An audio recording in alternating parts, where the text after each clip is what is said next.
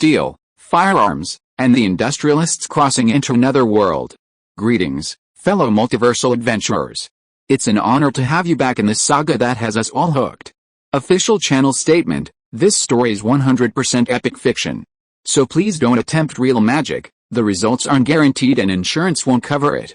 The rights to this masterpiece belong entirely to its brilliant original author. We are just a barge sharing it with you. Do you want to keep being part of this amazing community? Join our ninja army of subscribers on YouTube and give this content a like. And for true fans, our Patreon has exclusive ninjutsu waiting for you. Chapter 401: Visit to the Ironworks. The workshop was filled with a clanging and banging of machinery as the workers began their work as usual. Occasionally, someone would glance towards the main gate, where Mr. Erkins paced anxiously, his hands behind his back. When would the Earl arrive with his entourage? Just as he was lost in thought, a young man came running up, panting. "They're here. They're here. Boss, they've left the Lord's Manor." This was an employee Erkins had assigned to keep watch on the island, coming to report any movement. "Good." Erkins slammed his fist on the table and shouted, "Come here. Come and greet them. The Earl is coming." Several senior managers in the workshop rushed out at his call and stood in a neat row. Then, dust billowed in the distance as 3 carriages, escorted by a troop of mounted guards, galloped towards them. They arrived at the gate in the blink of an eye. The door of the middle carriage opened, and Earl Griles stepped out, along with 2 others whose attire was clearly not local, presumably the important clients from Horn Bay. Erkin's face immediately broke into a smile. He hurried to the carriage and said in a humble tone, "Your Excellency, distinguished guests, welcome to Erkin's Ironworks." As soon as he finished speaking, the workshop foremen, lined up in unison, bowed deeply, as if they had rehearsed it many times. Paul waved his hand. "Erkins, enough with the formalities. Show us where you forge weapons." "Yes, Your Excellency, please follow me." The group followed Erkins into the workshop, touring the place amidst the constant clanging and hammering. "This is where we forge swords. This is where we forge spearheads." Gaius and Queller, who were not accustomed to blacksmithing, didn't find anything particularly novel about the workshop's processes. However, they were absolutely certain they would strictly control the quality of the final products. "Mr. Erkins? Could you show us some finished products? We'd like to test them." Erkins immediately replied, "Of course, no problem. Please follow me to the warehouse." The group arrived at the warehouse, where rows of wooden crates were arranged. Gaius stepped forward, casually picked up a longsword, examined it carefully, and then handed it to a family guard beside him, asking in the Kagawa language, "What do you think?" This guard had sharp eyes, a burly build, and several scars on his face. He looked like a ruthless character. He silently took the longsword, flicked the blade with his fingers, and then demonstrated a few thrusting and slashing moves. "Not bad," the guard said in the Kagawa language, then returned it to Gaius. Good." Gaius showed a satisfied expression and put the longsword back in its place. It was just for soldiers anyway, so this was enough. Erkins turned and quietly asked the Horn Bay translator he'd found overnight in town, "What are those 2 Horn Bay guys whispering about?" The one in front asked how the sword is, and the one behind said it's alright. The translator answered quietly and honestly. "What?" Erkins was incredibly indignant. Did these Horn Bay guys have any sense? His workshop produced top-quality goods, ranking among the best in the entire Northwest. But he only cursed inwardly, his face still bearing a smiling expression. Paul, on the other hand, didn't seem to mind. Horn Bay had a thriving trade, and its people had access to goods from all over the world, so their standards were naturally high. The Northwest Bay, however, had only just begun large-scale contact with the outside world, and for many years had been like frogs in a well, with a touch of arrogance. Craftsmen, after all, were unwilling to admit their skills were inferior. This guard, who served alongside the eldest son of the family, was probably an elite member of the Foster family, having used countless fine swords and blades. For him to say all right was already a great compliment. He asked, "Sir Foster, what do you think?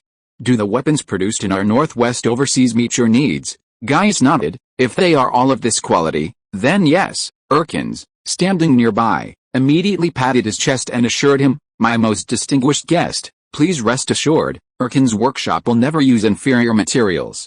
We have always strictly followed Lord Griles' teachings and maintained rigorous quality control." Gaius asked with interest, "Quality control, a novel term."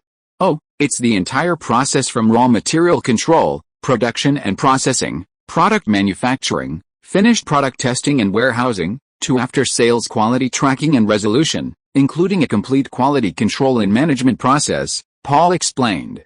Gaius pondered, if you can truly be that meticulous, that would be excellent. The Horn Bay Alliance will not be stingy with money, please rest assured, Paul and Erkins replied in unison. Gaius then asked, do you produce armor here? Yes, we do. Please follow me. The workshop owner led the way, and the group arrived at the armor-making workshop. A massive forging hammer on a machine rose and fell, hammering metal into rough plates, which were then further refined by craftsmen. Queller asked curiously, interesting, how does such a huge hammer move? Gaius proudly replied, I'll tell you, it's driven by the power of water, like a water wheel. Oh, you could think of it that way. Gaius had already patented the water-powered forging hammer, other workshops had to pay him to use it, even the Count's machine shop was paying him. Paul, watching Gaius's smug expression, silently thought, HMPH, they beat me to it. Wait till I get my rolling mill. However, he was gratified that, from the surveying team's rangefinder to the water-powered forging hammer, the seeds of grassroots invention were beginning to take root and sprout. Gaius suddenly remembered something. By the way, can you produce high-quality steel plate armor here? Steel plate armor? Erkins hesitated for a moment, then said, we have the technology. What about production volume? Oh, you know, steel isn't easy to obtain, so it's not our main focus. Gaius was somewhat disappointed. Alright, but it was expected. Even without martial arts knowledge, Gaius knew how precious a suit of plate armor was. It could be a family heirloom. Standing beside him, Paul had a sudden thought, still? Now that the iron supply is no longer a problem, it seems we should move forward further. He silently made a plan. The group spent the entire morning touring Gaius's workshop before it ended. Paul invited the Foster brothers to lunch at the Lord's mansion, then arranged for them to be sent back first, while he stayed behind. Erkins, yes, Earl, in the office, the workshop owner stood respectfully beside Paul. As far as I know, your workshop seems to be taking orders from shipyards as well, haha, yes, Your Excellency. Driven by the profits of maritime trade and the deliberate guidance of the State Council, a construction boom has swept along the Northwest Bay coast, with shipyards of all sizes springing up everywhere. Modern shipbuilding is primarily wooden, leading to a dramatic increase in demand for timber.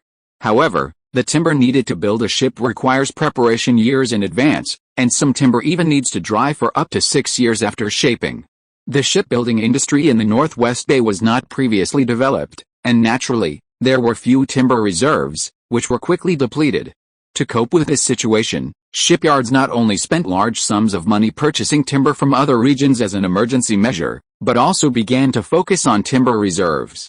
As a result, timber prices soared, driving the growth of the logging and timber processing industries, and a series of timber mills sprang up. But shipbuilding requires more than just timber. It also needs a large number of metal components, thus enriching many ironworks. In addition to timber and ironware, canvas is also in high demand. Not only the 3 territories of Arda, Byron, and Emden under Paul's control, but other territories also gradually joined the supply chain. Manufacturing was booming across the entire Northwest. Remember, your factories must prioritize meeting our local needs. Don't give them work first just because the Horn Bay people pay more. Paul felt it necessary to remind these still developing capitalists.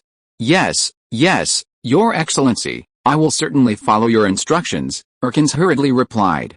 Chapter 402 Alliance Establishment and Statistics Committee. When the directors of Northwest Industries, the Lords, learned that $1 million silver coin deal was about to fall into their laps, they were ecstatic. When Paul proposed establishing Northwest Industries, the Lords initially participated with the intention of making some extra money for fun. None of them expected it to become a significant source of income. They drove from their respective territories to Laketown, eager to catch a glimpse of the wealthy and mysterious client. It turned out to be from the Horn Bay Alliance, and the eldest son of the Foster family. This was no small matter. In recent years, thanks to Alda's pioneering efforts in foreign trade, the previously isolated Northwest Bay had gradually begun to connect with the outside world, and the Lords were aware of the Foster family's position within the Horn Bay Alliance. Some fawned over them, others flattered them. The hospitable Lords hosted banquet after banquet to entertain the Foster brothers. At Earl Price Parker's newly built manor in Laketown, a lively and enjoyable dinner party had just concluded. After the guests had left, the mansion quieted down. In the bridge room on the second floor, a few people remained around a table, playing cards and talking quietly. They were Paul Gleman, Earl of Arda, Myron Garnard, Earl of Barden, Winifred Heller, Earl of Portree, Henry Ferdinand, Duke of the Northwest, and Earl Price Parker, Earl of Larnaca, who was also the owner of the mansion. These 5 were the 5 most influential directors in Northwest Industries. Also in the room was Derek Heller, Earl of Garnard's son, but he wasn't playing. Instead, he stood by, attending to his ailing father. Paul, while arranging his cards, said, "Gentlemen, with a continued increase in foreign trade, I think the plan for a customs union can't just remain on paper. Haha, I'm having a good run tonight." He threw down several consecutive cards. "I agree," Myron chimed in, though everyone knew he and Paul were in cahoots. The others wore varying expressions. "I agree too," Duke Henry Ferdinand said with a smile. "It should have been done a long time ago." The Ferdinand family's direct territory is Manda, whose main products are various agricultural products, while Arda and Barden's main products are various manufactured goods. The two do not conflict with each other. Furthermore, the cheap salt and cheap iron farm tools produced by Arda are in high demand in inland and agricultural territories like Manda. Without the tolls charged by the various territories along the way, these goods would be even cheaper when sold to Manda. Of course, if tariffs are abolished on each other's territory, tolls cannot be levied on their own lands, which does seem quite painful, but there are always trade-offs. One must think long-term. To be honest, Henry's current position in the noble circles of the Northwest Bay is somewhat awkward. Traditionally, the Ferdinand family should have been the head of all the lords of the Northwest Bay, but in the War of the Usurpers, they were controlled by their vassals and ultimately lost. The current head of the family only ascended to the dukedom with the support of outsiders, which has dealt a significant blow to the family's prestige, and the ducal title is no longer as gleaming. The one whose status has risen the fastest in recent years is the previously unknown Paul Gleman. Putting aside the powerful military force he displayed in the War of the Usurpers, his role in establishing Northwest industry after the war, which made everyone involved very wealthy, has already won him many people's favor. Prestige can't be built with just a stick and no carrot. In addition, since Henry's rise to power was mainly due to the strength of the Arda army, he felt strange whenever he was in the same place as Paul. Fortunately, Paul was very respectful to him, always bowing respectfully first when they met, inviting him to any good things, and informing him in advance about major initiatives like the customs union. Henry was happy to use the remaining prestige of his family to cooperate with Paul. Earl Parker and Earl Heller, however, exchanged a glance, their expressions inscrutable. They had previously promised to support the establishment of the customs union, but faced significant obstacles in its implementation. Paul looked at them, as if to say, "I know what you're worried about. Come closer and listen to me." The 5 men stood up, their heads huddled around the small card table. This way? Will it work? What are you hesitating for? If those country bumpkins don't know when to back down, we'll all be wiped out. I think we can give it a try. Alright, let's do it this way then, all in this together." After the discussion, the 5 lords sat down again. Parker hesitated, saying, Earl Malkin hasn't been interested in our plan. Should we try to persuade him again? We have the numbers." Paul and Henry Ferdinand looked grim, saying nothing. Earl Malkin was one of the initiators of the opposition against the Kent family. While everyone might disagree on who contributed most to the wars of the usurpers, the Earl of Malcolm was undoubtedly the most vocal and boastful afterward. What Paul found most unbearable was that the Earl of Malcolm always acted as a senior figure, offering him advice. In short, to some uninformed observers, Paul's current success seemed entirely due to the patronage of his elder, Malcolm. Furthermore, Malcolm displayed a certain disrespect towards the current Duke of the Northwest, Henry Ferdinand. Before anyone else could speak, Derek, who had been silently standing behind his father, voiced his objection. "Bringing that Malkin fellow in will definitely cause trouble. He's a greedy and mean-spirited fellow." Earl Heller's face darkened, and he scolded his son, "Shut up. Who gave you the right to speak here? And you dare to speak ill of others?" "Stand aside," Derek retorted, "I didn't speak ill of anyone. Ever since Malkin joined the Northwest Industries, seeing the potential for profit, he's used every means to extort money from the people. Now, All the blacksmith shops and iron mines in his territory belonged to Malkin. Sigh. Earl Parker shook his head. He had also heard about Malkin. It was best not to have any contact with Malkin for now, the Lord silently decided. The next crucial step was the distribution of external tariffs. A customs union meant that everyone within their own alliance circle would be exempt from tolls, but for goods entering or leaving the alliance from outside, tariffs had to be collected in full. However, due to geographical reasons, some territories could collect large amounts of external tariffs, such as Arda, which had a seaport, while others could not. So, at Paul's suggestion, taxes collected from external goods were to be used as a public treasury for the Union, for expenditures on public affairs, such as paying staff salaries or supporting infrastructure construction in underdeveloped areas. Any surplus was to be distributed according to the population of each member territory, and then each lord would decide how to use it. The population of each territory couldn't be simply stated. However, aside from Paul's rough estimate within his own jurisdiction, the lords of this era only had a rough estimate of their population. Therefore, again at Paul's suggestion, the customs union needed to establish a statistical committee. The committee's responsibilities included not only population statistics to provide a basis for the allocation of public funds, but also collecting economic and trade data for the union, such as the quantity and value of imported and exported goods, providing a basis for the union's trade policies. In the future, it might assume even more statistical responsibilities. Who would manage this statistical committee? I proposed that Brother Mellon be the chairman of the committee, Henry Ferdinand loudly proposed. Let's discuss it together. Mellon stood up, repeatedly declining, looking embarrassed. Brother Myron is fair, meticulous, and conscientious. There will be no problem entrusting the committee to him, the Duke insisted. I second that, Paul echoed. Then Henry, Paul, and Myron stared at the remaining two. I don't object in principle, Earl Heller said hesitantly in a low voice. Well, I trust Earl Garner too. Earl Parker had no choice but to agree. In any case, whoever led the committee, each lord would send their own people to ensure mutual oversight. And so, the long-delayed customs union was finally officially established. Chapter 403 Military Personnel Treatment. The northwestern territories of the Kingdom of Alder spent Advent Day of the Holy Calendar 1993 amidst the cold winds and winter snow, welcoming the new year. This year, Paul chose to spend this important holiday with his soldiers in the barracks. The Alder army now consisted of 8 infantry battalions, 2 stationed in Emden, 2 in Barden, and the remaining 4 in Laketown. On Advent Day, the 4 battalions, totaling over 2,000 men, assembled on the parade ground, forming 4 neat square formations. All officers and soldiers were informed that their supreme commander, Earl Gleman, had something important to announce. Paul walked onto the platform under the watchful eyes of the crowd, his gaze sweeping over the soldiers with satisfaction. The new uniforms were effective, the morale of his army had been further enhanced, and the soldiers, standing at attention, looked spirited. Following the usual practice of this era, Paul first gave a long speech about honor and loyalty, encouraging the officers and soldiers to continue their efforts in defending their homeland and loved ones. But all that was just talk. Paul's next words made everyone prick up their ears.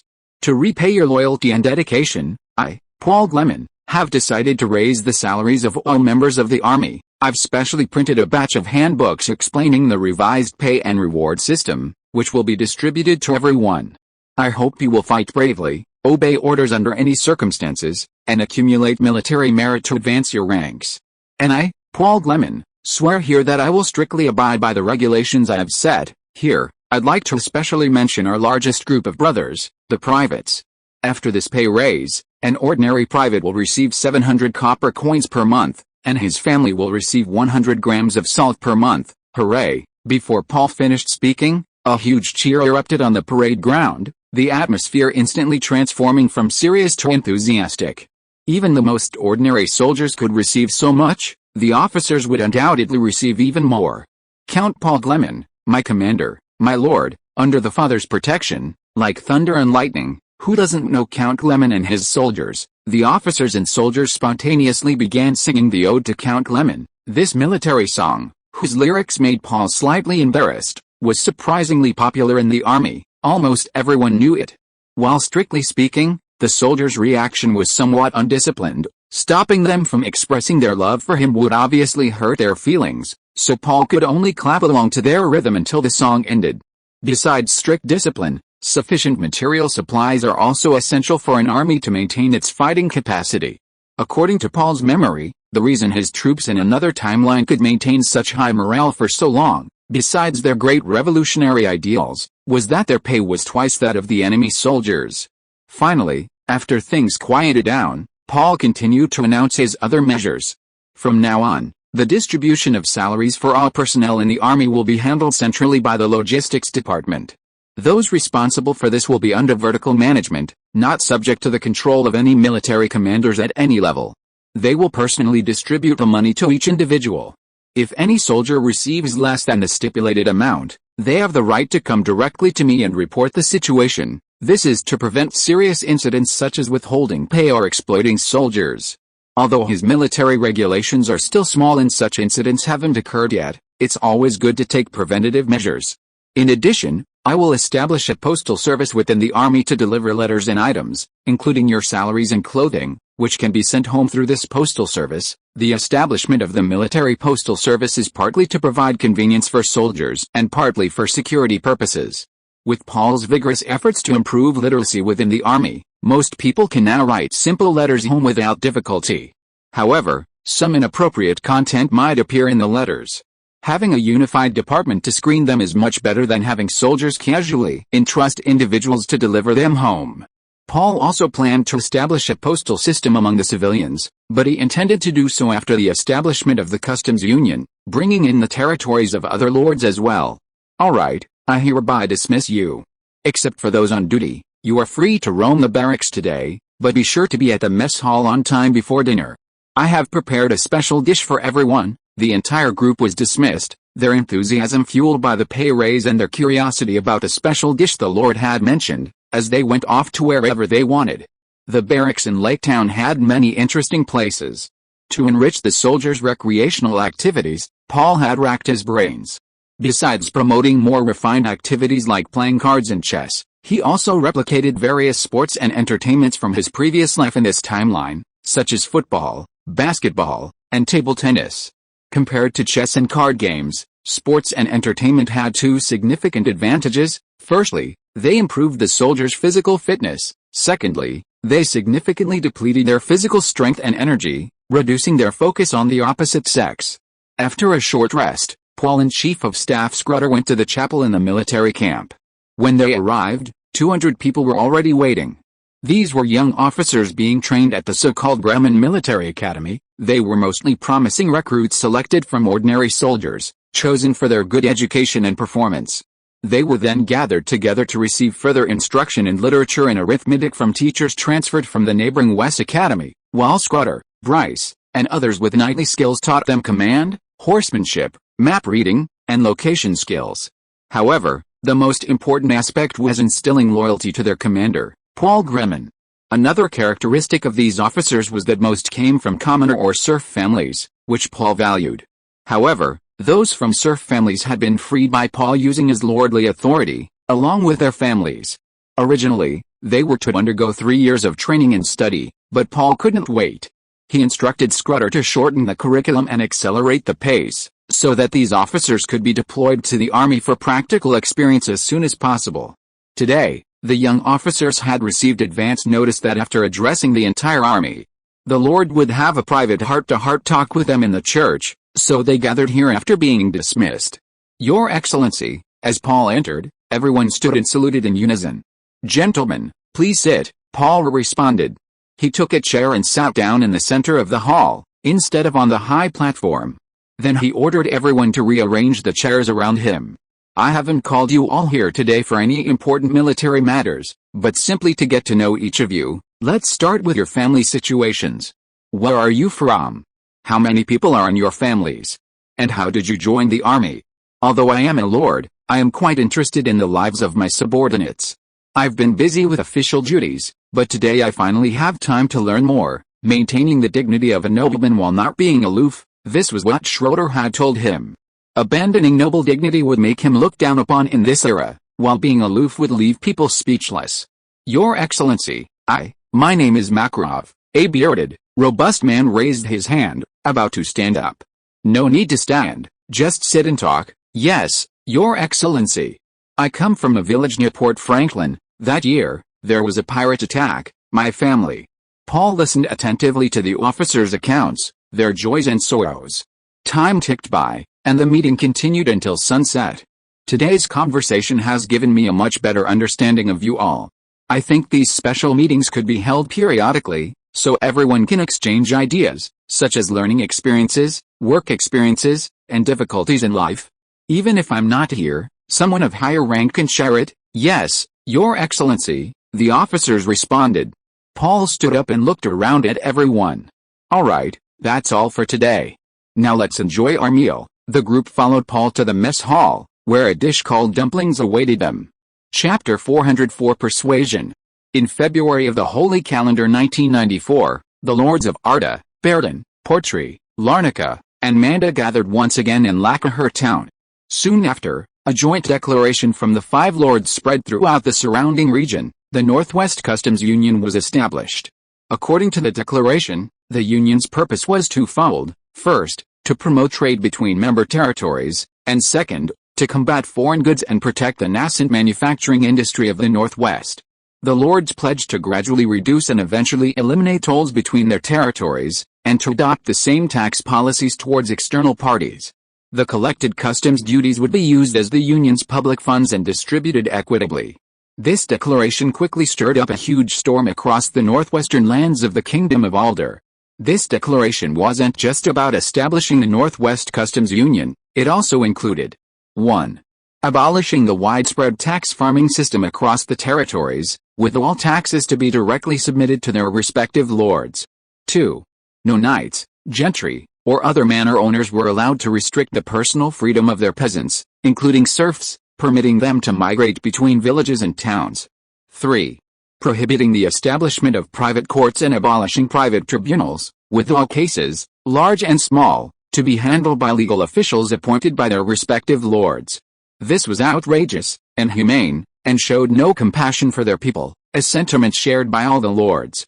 The customs union was a long-standing issue, not to mention the other 3 points in the declaration. Abolishing the tax farming system? Our family had served our Lord diligently for centuries. Wasn't everything our Lord ate, drank, and used paid for by us? Who tirelessly collected taxes from door to door? It was us. Who was constantly called bloodsuckers, bearing the brunt of the peasants' resentment on behalf of the Lord? It was us. After all that hard work and taking the blame, what's wrong with leaving a little money as a reward? Isn't that what's expected?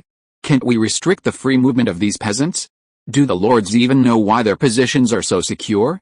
It's because we forbid them from colluding and forming cliques. Besides, if all the peasants go to the city to work, who will farm the land? Everyone will starve. Ban the death penalty? Without the power to punish the peasants, what kind of lord are we? Won't the Northwest immediately descend into chaos? In short, some shook their heads, some stomped their feet, everyone considered this a bad policy. As Paul expected, someone immediately came to advise him. Is that all you two wanted to say? Please have a seat. Paul smiled and instructed a servant to bring seats. Thank you, Earl. The two bowed and carefully sat down. These two men, one named Fergus and the other Aldo, had just given Paul a long lecture.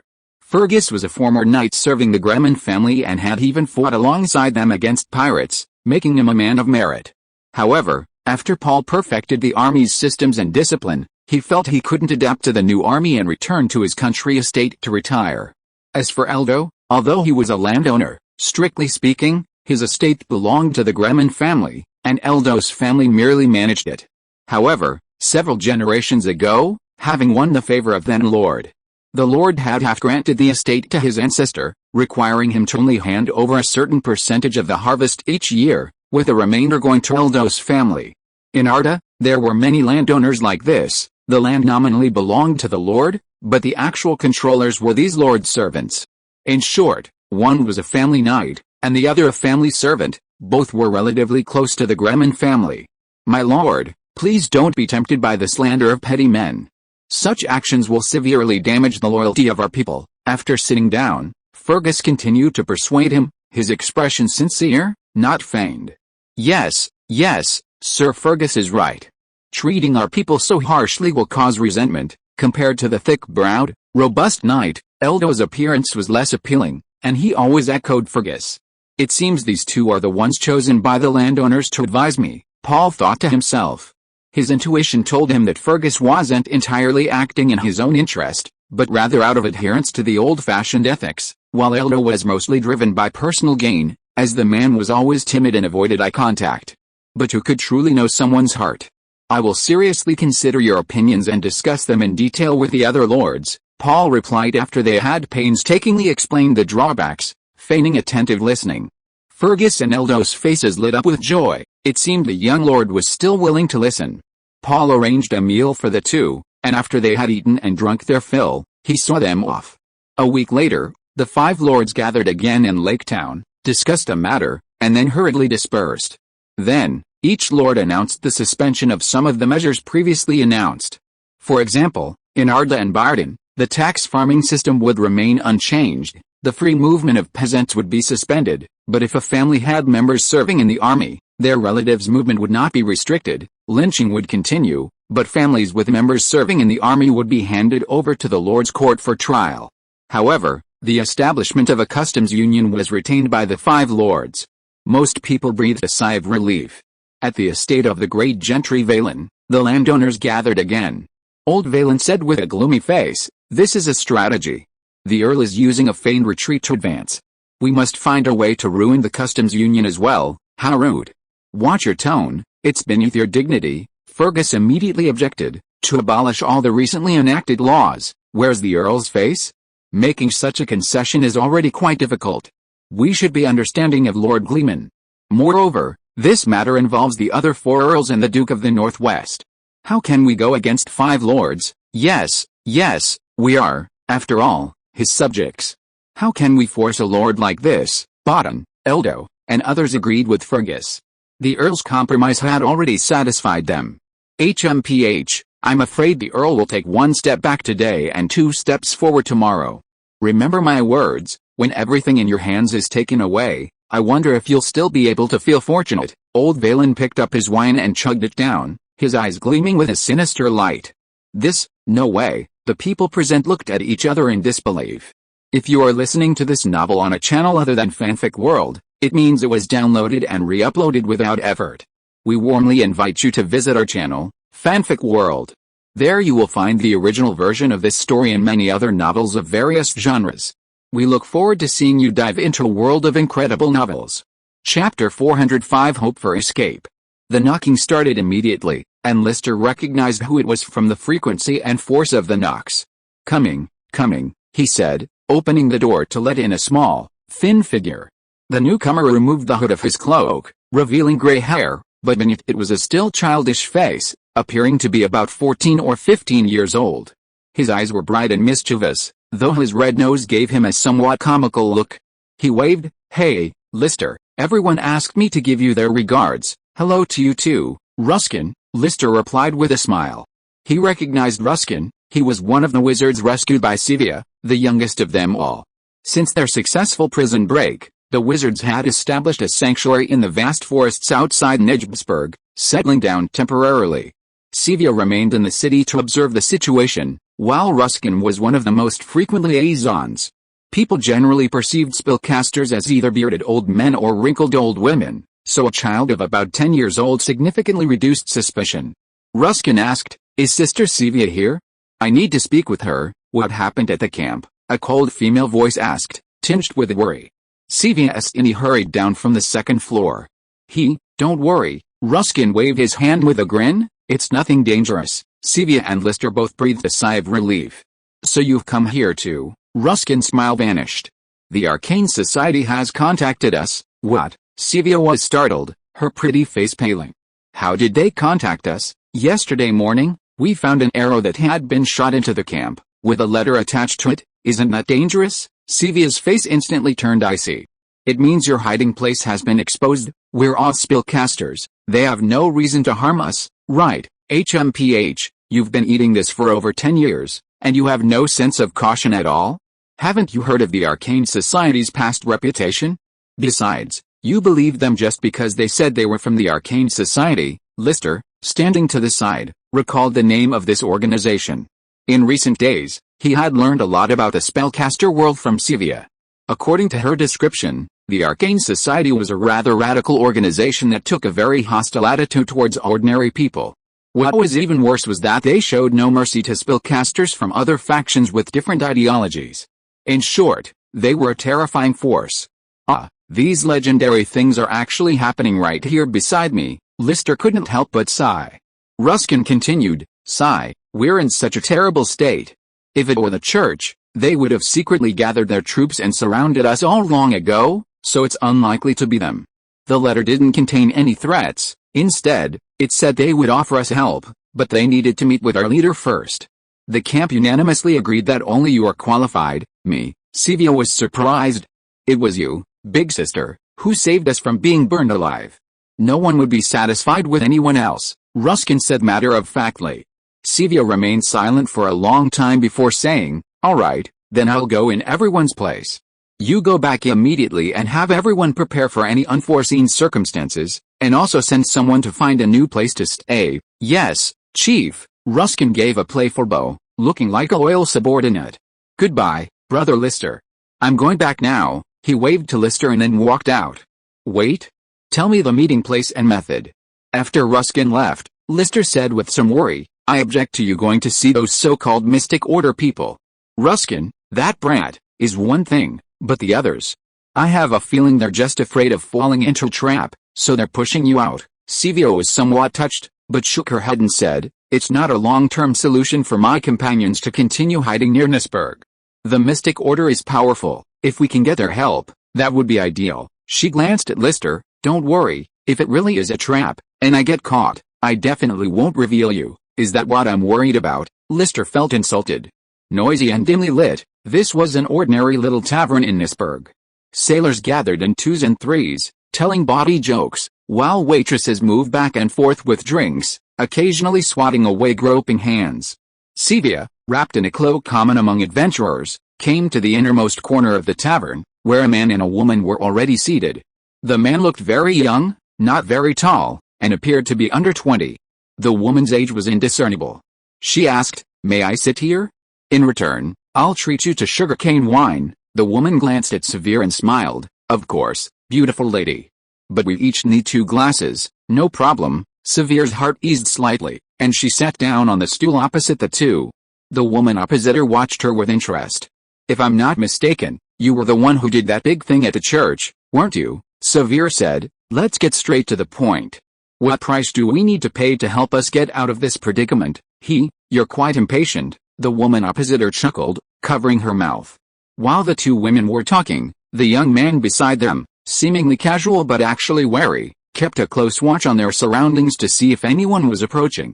Couldn't it be out of righteous indignation at the oppression of our kind that we extend a helping hand? Like what happened at the cathedral that day? That doesn't seem like your organization's style. HMPH, nothing in this world is static. Fine, since you've asked, I hope you'll join us. My personal answer is, absolutely not, but I won't stop anyone else's decision. The woman shook her head. What a stubborn little girl. But I admire the second half of your statement. I hope you'll relay my words to your companions. Sivia asked somewhat doubtfully, can you really help us escape? Since what happened at the cathedral, there are church outposts everywhere, on the roads, at the ports. The woman opposite her smiled mysteriously. You can rest assured about that, but I can't tell you the specifics right now. But our strength here far exceeds your imagination, is that so? Then I thank you on behalf of those companions who managed to escape. Those, didn't you just say you wanted to join your organization? Haha, but I also said it was out of righteous indignation at the oppression of our kind. Why don't you believe that?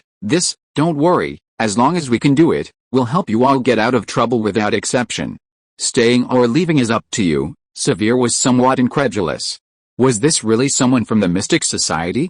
May I ask your name? She asked, using a respectful form of address. You can call me Lady Red for now. Severe noticed that the other woman did indeed have red hair. It seemed she was still wary. And you, young lady, you guessed right, Astini, it really was you. Chapter 406 Refuge. Lister noticed that Savia had been frowning ever since she returned from her meeting with the so-called Mystic Society. Is something bothering you? I guess, can't they help you? He couldn't help but ask her. Honestly, why didn't she discuss it with me first? We've been together for so long. No, they can help, Savia replied, but the people in the camp are arguing about where to go.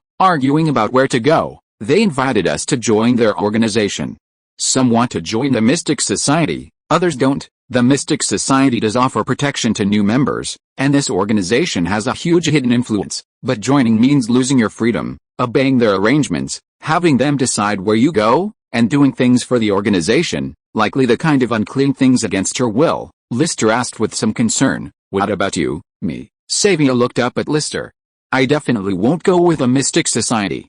I just can't get along with those people. Lister secretly breathed a sigh of relief. Wouldn't it be bad to stay near Nisberg? We'd have to be constantly on guard against the church's searches, and with such a large group, the supplies we prepared in the camp are almost gone. If we don't join them, we can't leave Nisberg, not necessarily. The Mystic Order will send you out of Nisberg's territory, but then you're on your own. Sigh. Where should we send those who don't want to join the Mystic Order? We definitely can't stay in Horn Bay. Not everyone is as good at hiding as Ruskin and me. Seeing Sevia's dilemma, Lister had a sudden inspiration and said, if you really can't think of anything, I can give you a suggestion. Want to hear it? Sevia glared at him. Don't keep me in suspense. The Northwest Bay of the Kingdom of Waldo, your hometown. Yes, Lord Gleman is actively recruiting talent from other regions, and Horn Bay is a significant source. My colleague wrote that recently, people from Horn Bay have even formed a settlement in Port Franklin. If you were to immigrate, you could easily settle in the Northwest Bay. Although you are mages, you must have other skills in your daily lives. Making a living with ordinary skills is no problem. Most spellcasters know alchemy, astrology, and so on. Sylvia seemed thoughtful, clearly moved by Lister's words. She knew Lord Paul Gleman. Lister often mentioned him. Lister's eyes lit up. Alchemy? Haha, Lord Gleman welcomes alchemists, he added. Recently, I've been studying some church history and discovered a pattern. Aside from the church's headquarters, the papacy, it seems that the wealthier the region, the more effort the church invests, and correspondingly, the stronger its control over that region. Horn Bay is a typical example. As for my hometown, Northwest Bay, as I told you, before Lord Gleman ascended the throne, it was a very desolate place. Although the church's influence existed there, overall, how should I put it, it was quite weak, because there wasn't much to gain, and the church didn't seem very interested in it. In my memory, although there were witch hunts in the past, there weren't any high-intensity persecution cases, and that was a long time ago, almost legendary. In short, if you go to Northwest Bay, the safety level is quite high. Hearing Lister's words, Sevier said bitterly, I knew they were all hypocrites, only interested in plundering places with lots of money. She chuckled, a mocking expression on her face. I wonder what your lord would think if he knew he had such a loyal subject like you. Any normal nobleman would prefer to have no wizards at all in his territory. But you've brought a whole bunch of wizards to his side. Lister blushed deeply. Ahem. Earl Greyman is a very kind lord. Even if he knew about this, he would never stand by and watch someone die. I believe him. Although he said this, Lister felt a surge of guilt and fear. If Earl Greyman really knew about this, would he hang him? But the words were already out. Sigh, he was too busy trying to be clever. Lister stared blankly at the floor, regretting his actions, when he felt a soft hand on his shoulder. Turning his head, he saw Sevier looking at him very seriously. Thank you. The suggestion was yours. This is something only I will know, no one else will know. Well, there's no going back now. It seems Sevier has officially considered going to the Northwest Bay as an option. Your Excellency, please don't blame me. Oh, but speaking of which, Sevier is really charming when she's serious. Achoo, Paul, who is writing and calculating at his desk, suddenly sneezed, startling Laddie, who was reading a letter beside him. I suddenly have a feeling some trouble is about to befall me, Paul joked, then asked, who wrote this letter to you? Was it a friend from your old adventure group? You seem to have been sitting there reading it for ages. Laddie shook her head. No, it's my senior from Horn Bay. Senior? Paul remembered. Oh, it's the Grand Duchess, according to Quake. She's a beauty. You seem troubled? Is there any bad news in the letter? Laddie hesitated for a moment before saying angrily, the letter says the church in Horn Bay is going too far. Countless people like me are being persecuted by them. She was now incredibly grateful that she and her mother had moved to Northwest Bay early. Actually, Laddie had considered asking Paul for help, requesting his permission to go to Horn Bay to guide the persecuted to Northwest Bay for refuge. However, if she wasn't careful, it would inevitably put Paul in danger. If the news leaked out, what would people think of a lord who sheltered a wizard? If she were free and had no connection with Paul, she would have done so long ago, but not now. I escaped the vortex early and am enjoying a peaceful life, while I sit by and watch my compatriots suffer. Isn't that selfish? Laddie was in great pain. Paul shook his head and walked over to her, comforting her. Remember, you're not a savior.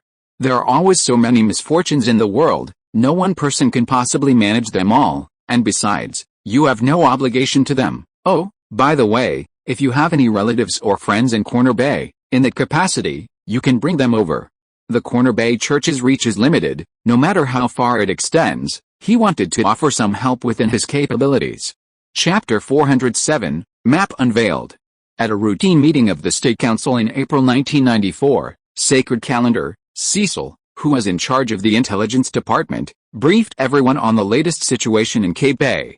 Last year, the Archbishop's messenger was thrown from the second floor of a building in Nisburg.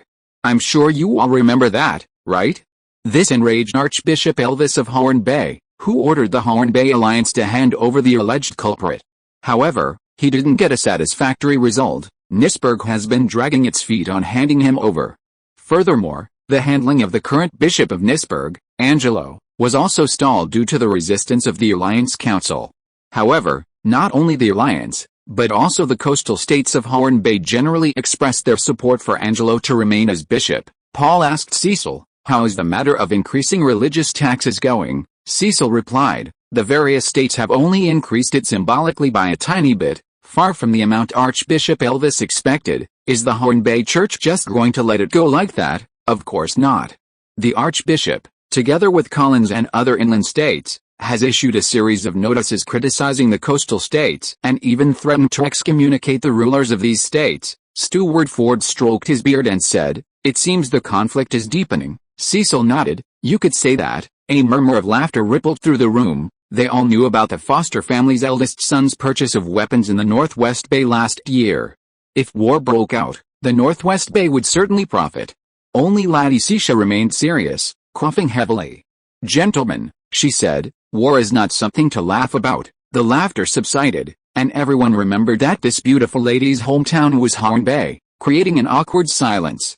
"Well," Cecil continued, "the rulers of the coastal states have generally relaxed their control over wizards. Because the prolonged oppressive policies had severely impacted normal trade, the rulers, with strong public support, forced their local churches to make concessions." He felt this was good news that would reassure Lady Sisha. Sure enough, Laddie's tightly furrowed brow relaxed slightly. Moreover, stimulated by the previous oppressive measures of the local churches, a new religious movement is rapidly spreading throughout the coastal states. A new religious movement. Paul's interest was piqued, and he raised an eyebrow. "Yes," Cecil nodded. "Many people are demanding a reinterpretation of the doctrine.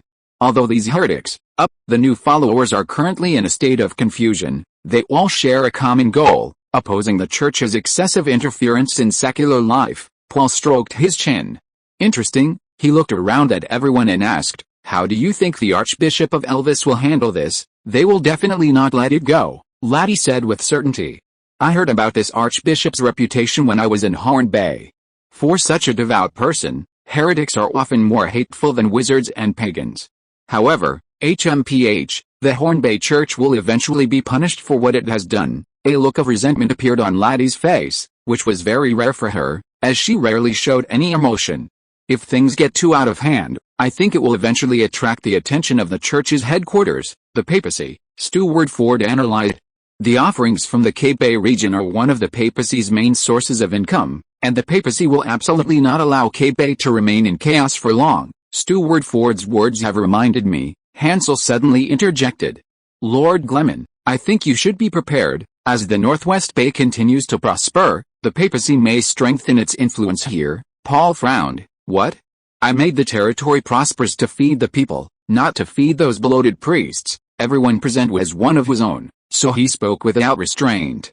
Hansel spread his hands. "Perhaps the bigwigs in the papacy don't think so. Do you have a good plan?" Hansel lowered his voice. "The current bishop of the Northwest Bay, His Excellency Leonard has been in poor health since being imprisoned by Malps Kent during the War of the Usurpers.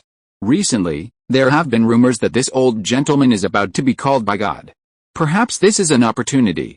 If you want to seize it, you should start preparing now. I agree with Sir Hansel's suggestion, Chief Steward Ford seconded. I agree too. Director of Public Security Ruth Hayden and others also expressed their opinions. Manipulating the bishop of a region, the thought alone was exciting. This, unlike these cold-blooded fellows, Paul's first reaction upon hearing Hansel's words was a little sad. He had a good impression of Bishop Leonard. It would be a real pity if such a person were to be called by God. Let me think about this. If you were to intervene in the bishopric dispute, who should he support?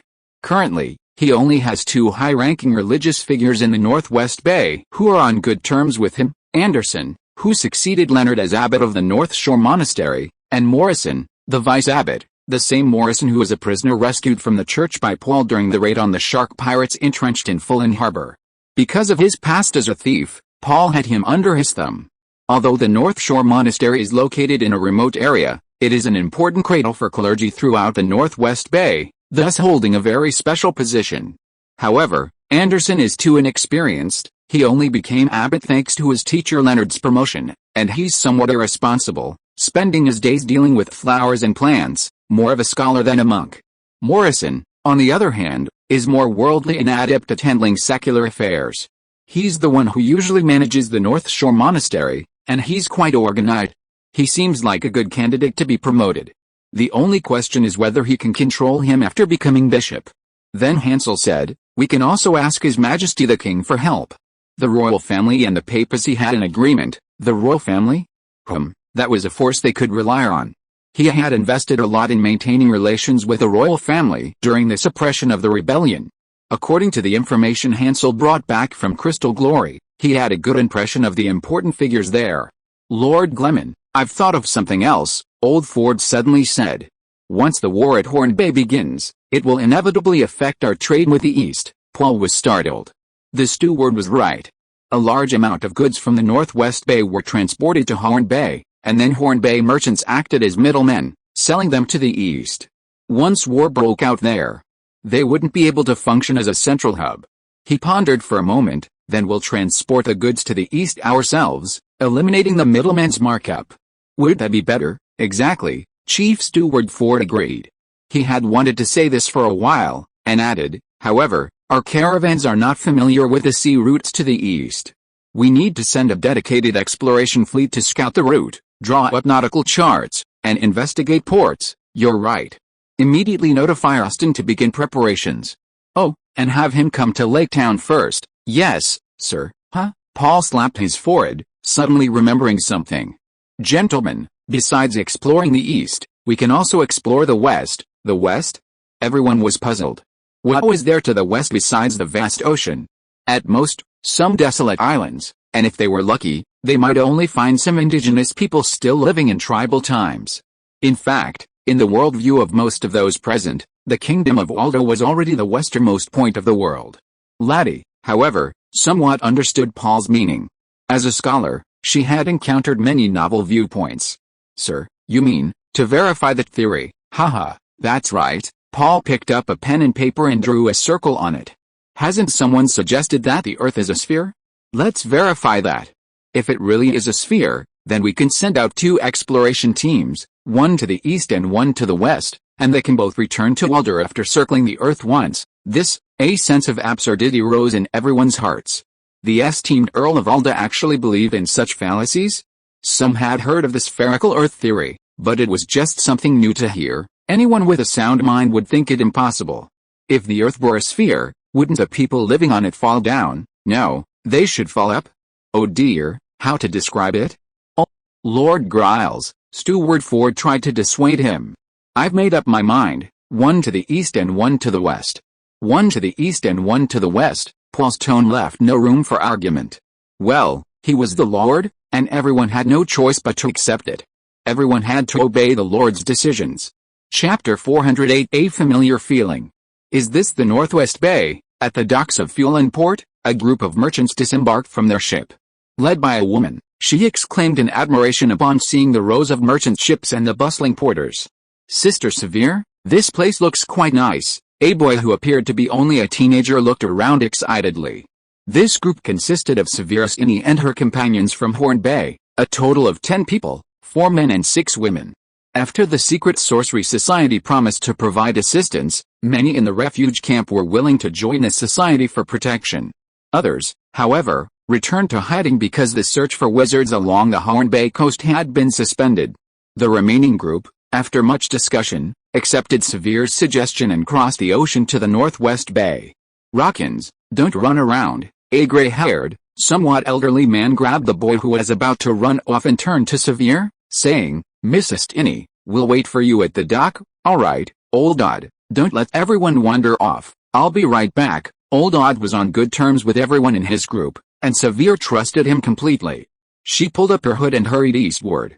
After asking a few passers-by, Severe arrived at the gate of a warehouse and called out, Is Mr. McKinley here? The busy workers, hearing her strangely accented older, all turned to look at her. Miss, do you need to see Mr. McKinley? Yes, please inform him that a man named Stini is looking for him. A moment later, Lister's colleague, McKinley, jogged up to Severe. Welcome, welcome. This beautiful lady must be Miss Sevia. Sevia smiled and nodded to him. Hello, Mr. McKinley, it is I. Haha, I received a letter from Lister 2 weeks ago. I didn't expect him to be able to introduce so many alchemists to settle in the Northwest Bay. High-caliber talents like you, oh dear, the Earl will surely reward him handsomely. You flatter me. I have already helped you find a shop and lodging as instructed in the letter. The prices are absolutely fair and reasonable. Moreover, it's located in the neighborhood where the Cape Bay people live, so you'll definitely feel at home. That's wonderful. Lister said that as long as you ask, there will be no problem. Sevia took out a small bag from her bosom, from which a crisp metallic sound rang out. This is a small token of our appreciation for your hard work these past few days. McKinley quickly declined. How could I accept this? Since you are Lister's friends, you are also my friends. Helping you is only right. We will need your help in the future, so please accept this. I'm so sorry then. After some polite refusals, McKinley somewhat sheepishly accepted the bag. He tugged at its weight. Wow. Are alchemists this rich? Soon, he and Sevia went to the dock to find the others and visited the chosen shop. The group was very satisfied and immediately completed the transaction with the original owner. We finally have a proper place to settle down. Old Odd found a chair and plopped down, feeling completely relaxed. Nearly a month of drifting at sea had been a real ordeal for someone his age. Mr. McKinley, after his companions found places to rest, Sevia pulled McKinley aside. I've heard people on the street talking about a closing ceremony. What's that all about? Oh, you mean that? You know, our Lord, Earl Paul Gleman, along with 4 other neighboring lords, has established a customs union. This union naturally eliminates customs duties within its borders, making the exchange of goods much easier. The ceremony will be held in 3 days, near a checkpoint on the border between southern Arda and Larnaca. At that time, the customs union will officially come into effect. Is that so? Sevia understood. She already knew quite a bit about the Northwest Gulf Customs Union, as Lister had been talking about it every day. Perhaps she should go see the ceremony and tell Lister about it later. 3 days later, her wish finally came true. At the border between Arda and Larnaca, colorful flags fluttered, and besides the rings of people on both sides of the checkpoint, there were also carriages loaded with all sorts of goods. The 5 lords walked onto a makeshift platform and gave brief speeches in turn. Based on Lister's daily descriptions, Sevia recognized Earl Paul Gleman standing in the center. He was indeed young. Gentlemen, Paul Gleman declared, from now on, the checkpoints between the territories within the Alliance will no longer be obstacles to trade. I hereby declare that we are removing them. Paul Gleman concluded the ceremony, and with his command, the roadblocks that had previously stood in the way were moved aside by a group of people. Long live! Cheers erupted from both sides of the checkpoint.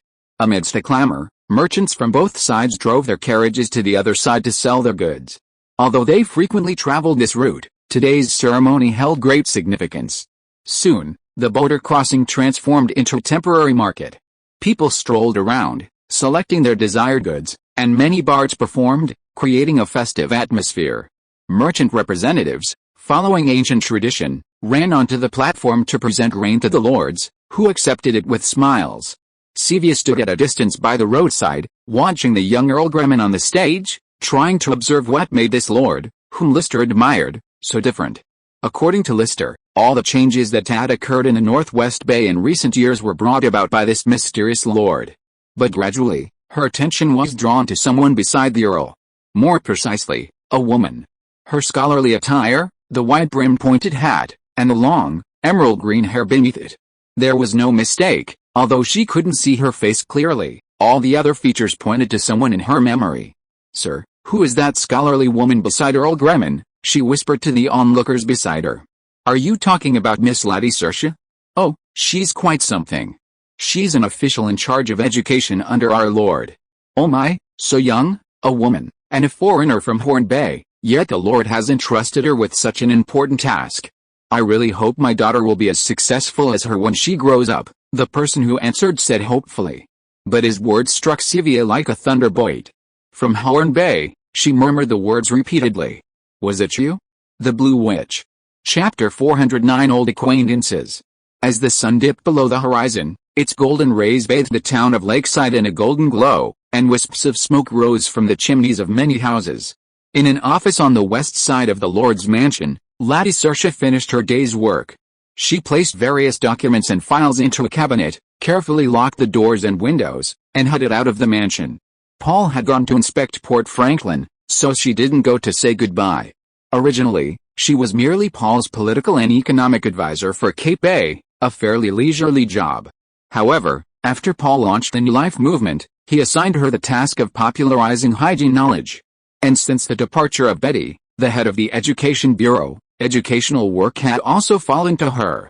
These changes made her increasingly busy. This was unavoidable, after all, she was now the most educated person by Paul's side. Before leaving, Betty devised a massive and detailed plan for educational development. The first phase involved establishing enough schools in the major towns of Arda, Byron, and Emden to provide affordable education for children from ordinary families. The second phase focused on these towns, extending educational resources to the surrounding rural areas. However, the first phase alone was expected to cost hundreds of thousands of silver coins, causing discontent among many officials in the government council. They believed that while education for the common people was necessary, such a huge expenditure was excessively wasteful. Although, under Paul's influence, these former retainers of the Gleman family were among the most enlightened in the Northwest Bay, they were still accustomed to a life of hardship. If, 4 or 5 years earlier, when Paul's father was still in power, the Lord had spent hundreds of thousands of silver coins merely to teach children from ordinary families to read, someone would surely have committed suicide at the Lord's gate in protest. After all, at that time, the Lord's own income, including various taxes and economic output from the land, after deducting all the miscellaneous expenses of the year at the end of the year, was only a pitiful few thousand silver coins in surplus, and every year of famine would most likely wipe out the accumulation of several years. With Paul's succession, the pirates who had plagued the country for many years were wiped out, the sea route to the south was opened, various highly profitable new industries were established, and the taxes of the Earl of Byron were also incorporated into the Council of Government. Finally, Emden, which was relatively wealthy compared to other territories in the Northwest Bay, was placed under the control of Lake Hart Town. Arda's fiscal revenue rose sharply, increasing exponentially year by year. However, the Lord's spending speed also increased exponentially. In addition to building schools, the Lord had to expand the administrative system, maintain a full-time army, build roads, build water conservancy projects, build public toilets and bathhouses, take in refugees, and offer high salaries to recruit those arrogant and disdainful Crystal Radiance people. Everyone knew that this was a good thing in the long run, but such extravagant spending was simply unacceptable. It made them very uneasy.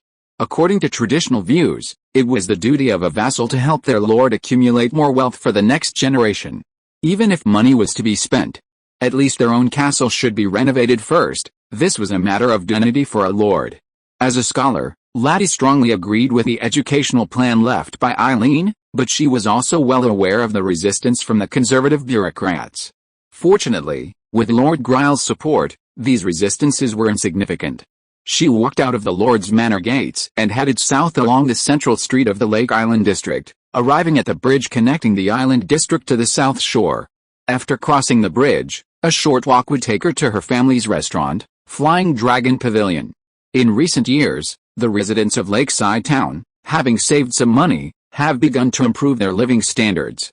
Therefore, the restaurant run by her mother, Zila, specializing in Jiaoan cuisine, has been very successful since its opening.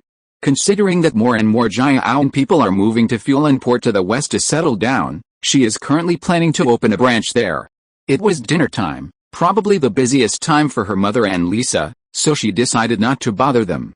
Instead of heading towards the main entrance, Laddie turned into a side alley and walked towards the backyard of the Flying Dragon Pavilion. Have I really been living too comfortably for too long? Only now do I realize, reaching the corner of the alley, she suddenly said with a self-deprecating laugh, then abruptly turned around. A cloaked figure behind her also stopped. Now it was just the two of them in the alley. Looks like the vigilance you developed over your years as an adventurer hasn't completely worn away. The person following her spoke. It was also a woman. Who are you? Laddie asked coldly, without any politeness. The fact that the other person recognized her as an adventurer indicated they knew her identity. This wasn't a straightforward visit, so there was probably something shady going on. She secretly prepared to call the police. Yes, the police. On one hand, the officers under Ruth Hayden, the head of the public security department, were highly trustworthy. Lakeside Town was very safe under their protection, and there were police patrolling the streets she had just walked through. On the other hand, she didn't want to personally expose her hidden identity. I'm not an enemy. Do you remember what I look like? The newcomer pulled down their hood, revealing their face. Someone she knew? Laddie carefully examined the other person's face, searching her memory. The other person smiled slightly, revealing a hint of allure. Let me remind you, the gathering in Holy Calendar 1988, do you remember? The Blue Witch. Laddie was startled. The newcomer knew her nickname among spellcasters. You are Astini. She searched her memory for that name. In the backyard of the Sisha family's residence, Laddie and Sevia sat facing each other across a stone table, the last rays of sunlight fading on the horizon.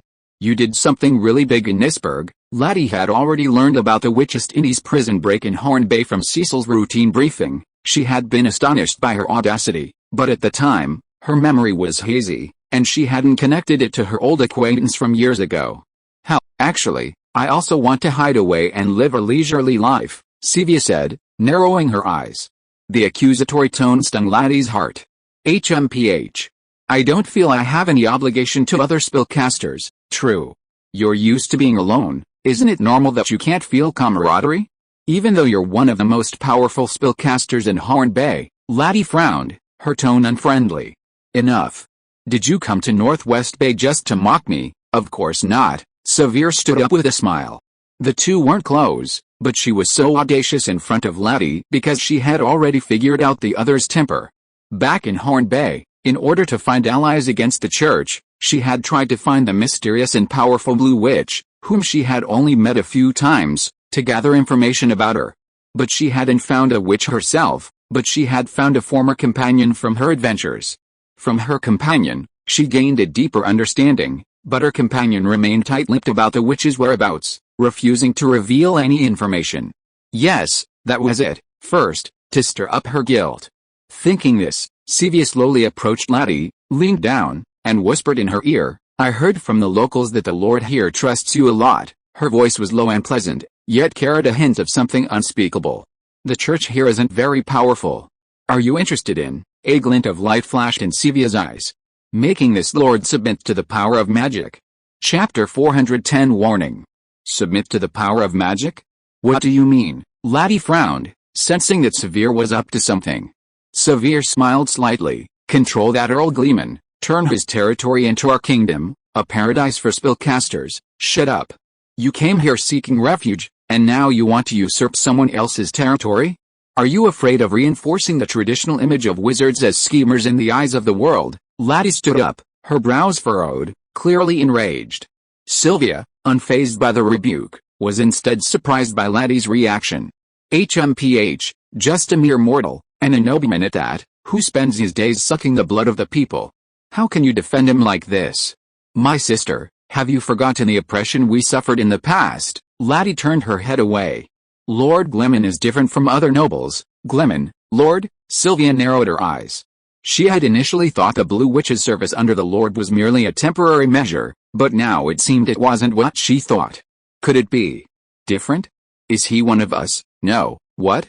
You? Sylvia was speechless.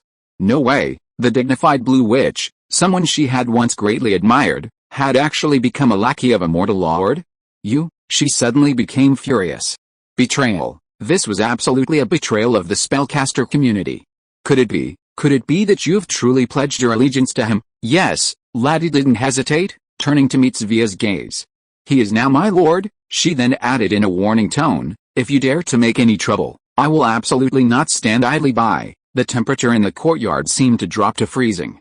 After a moment of silent staring, the anger in Sylvia's eyes subsided.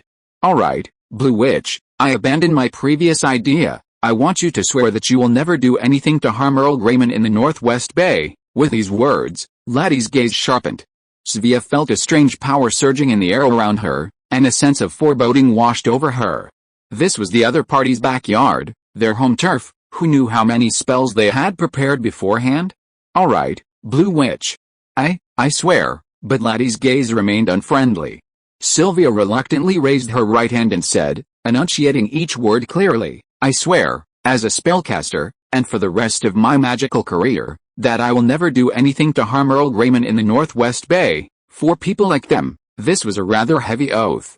Laddie then withdrew her sharp gaze and sat down again. Perhaps realizing her words had been too harsh, her expression softened. I'm doing this for your own good. Although you may not believe me, I still must warn you that Lord Grayman's power far exceeds your imagination. To put it simply, any one of his guards or soldiers could easily end your life in person, even if you cast a protective spell like Stone Skin on yourself beforehand. I've taken your warning to heart, Sylvia replied. She sensed sincerity in Laddie's eyes, but she still chose not to believe it, thinking it was just an exaggeration from the Blue Witch to intimidate her. How could that be? She's already proven it with her own experience. A spellcaster of her caliber, when well prepared, can easily overwhelm a group of well-trained church knights. Could the armed forces under a mere count compare to the Church of Horn Bay? To end her life right before her eyes? Are all whose soldiers gods descended from heaven? Haha, absurd. Laddie looked at Sylvia. It seems you really don't believe me. Let me tell you, I've seen it with my own eyes. She suddenly paused, changing her words. Never mind, that's all I have to say. In short, you'd better watch yourself. Originally, Laddie wanted to use the example of Paul being attacked by the wizards of the Mystic Order to warn Sylvia, but then suddenly remembered that the Mystic Order was no benevolent group, and fearing it might bring trouble to Paul, she changed her words at the last minute. During their previous conversation, Laddie learned that the other woman had been in contact with the Arcane Society. Although this woman claimed not to have joined the Arcane Society, who knew if she was telling the truth? What if she was a spy sent by the Arcane Society to find the murdered wizard? Otherwise, why would she choose to seek refuge in the Northwest Bay when the world is so vast? Sylvia snorted, I will be your law-abiding citizen. By the way, since you are sincerely serving that lord, then, will you tell him that other wizards have come to the Northwest Bay? Laddie remained silent in response. I hope you will always remember your identity as a spellcaster. This time, Laddie broke her silence. Rest assured, Lord Griles and his confidants have no prejudice against spellcasters. The fact that I am still alive and well is proof of that. Sylvia was taken aback. That lord? He knows your identity. Didn't I mention it to you earlier? I'm sorry. Yes, Lord Griles, and not only him, but some of my colleagues, know my identity, but they haven't ostracized me. In fact, they've entrusted me with important responsibilities, Sylvia added inwardly, even feeling a slight pang of jealousy. But now it seemed that since those in power didn't mind, at least she and her companions wouldn't have to live in fear in the Northwest Bay like they did in Horn Bay. I apologize for my previous rudeness. Sylvia stood up and bowed slightly to Laddie.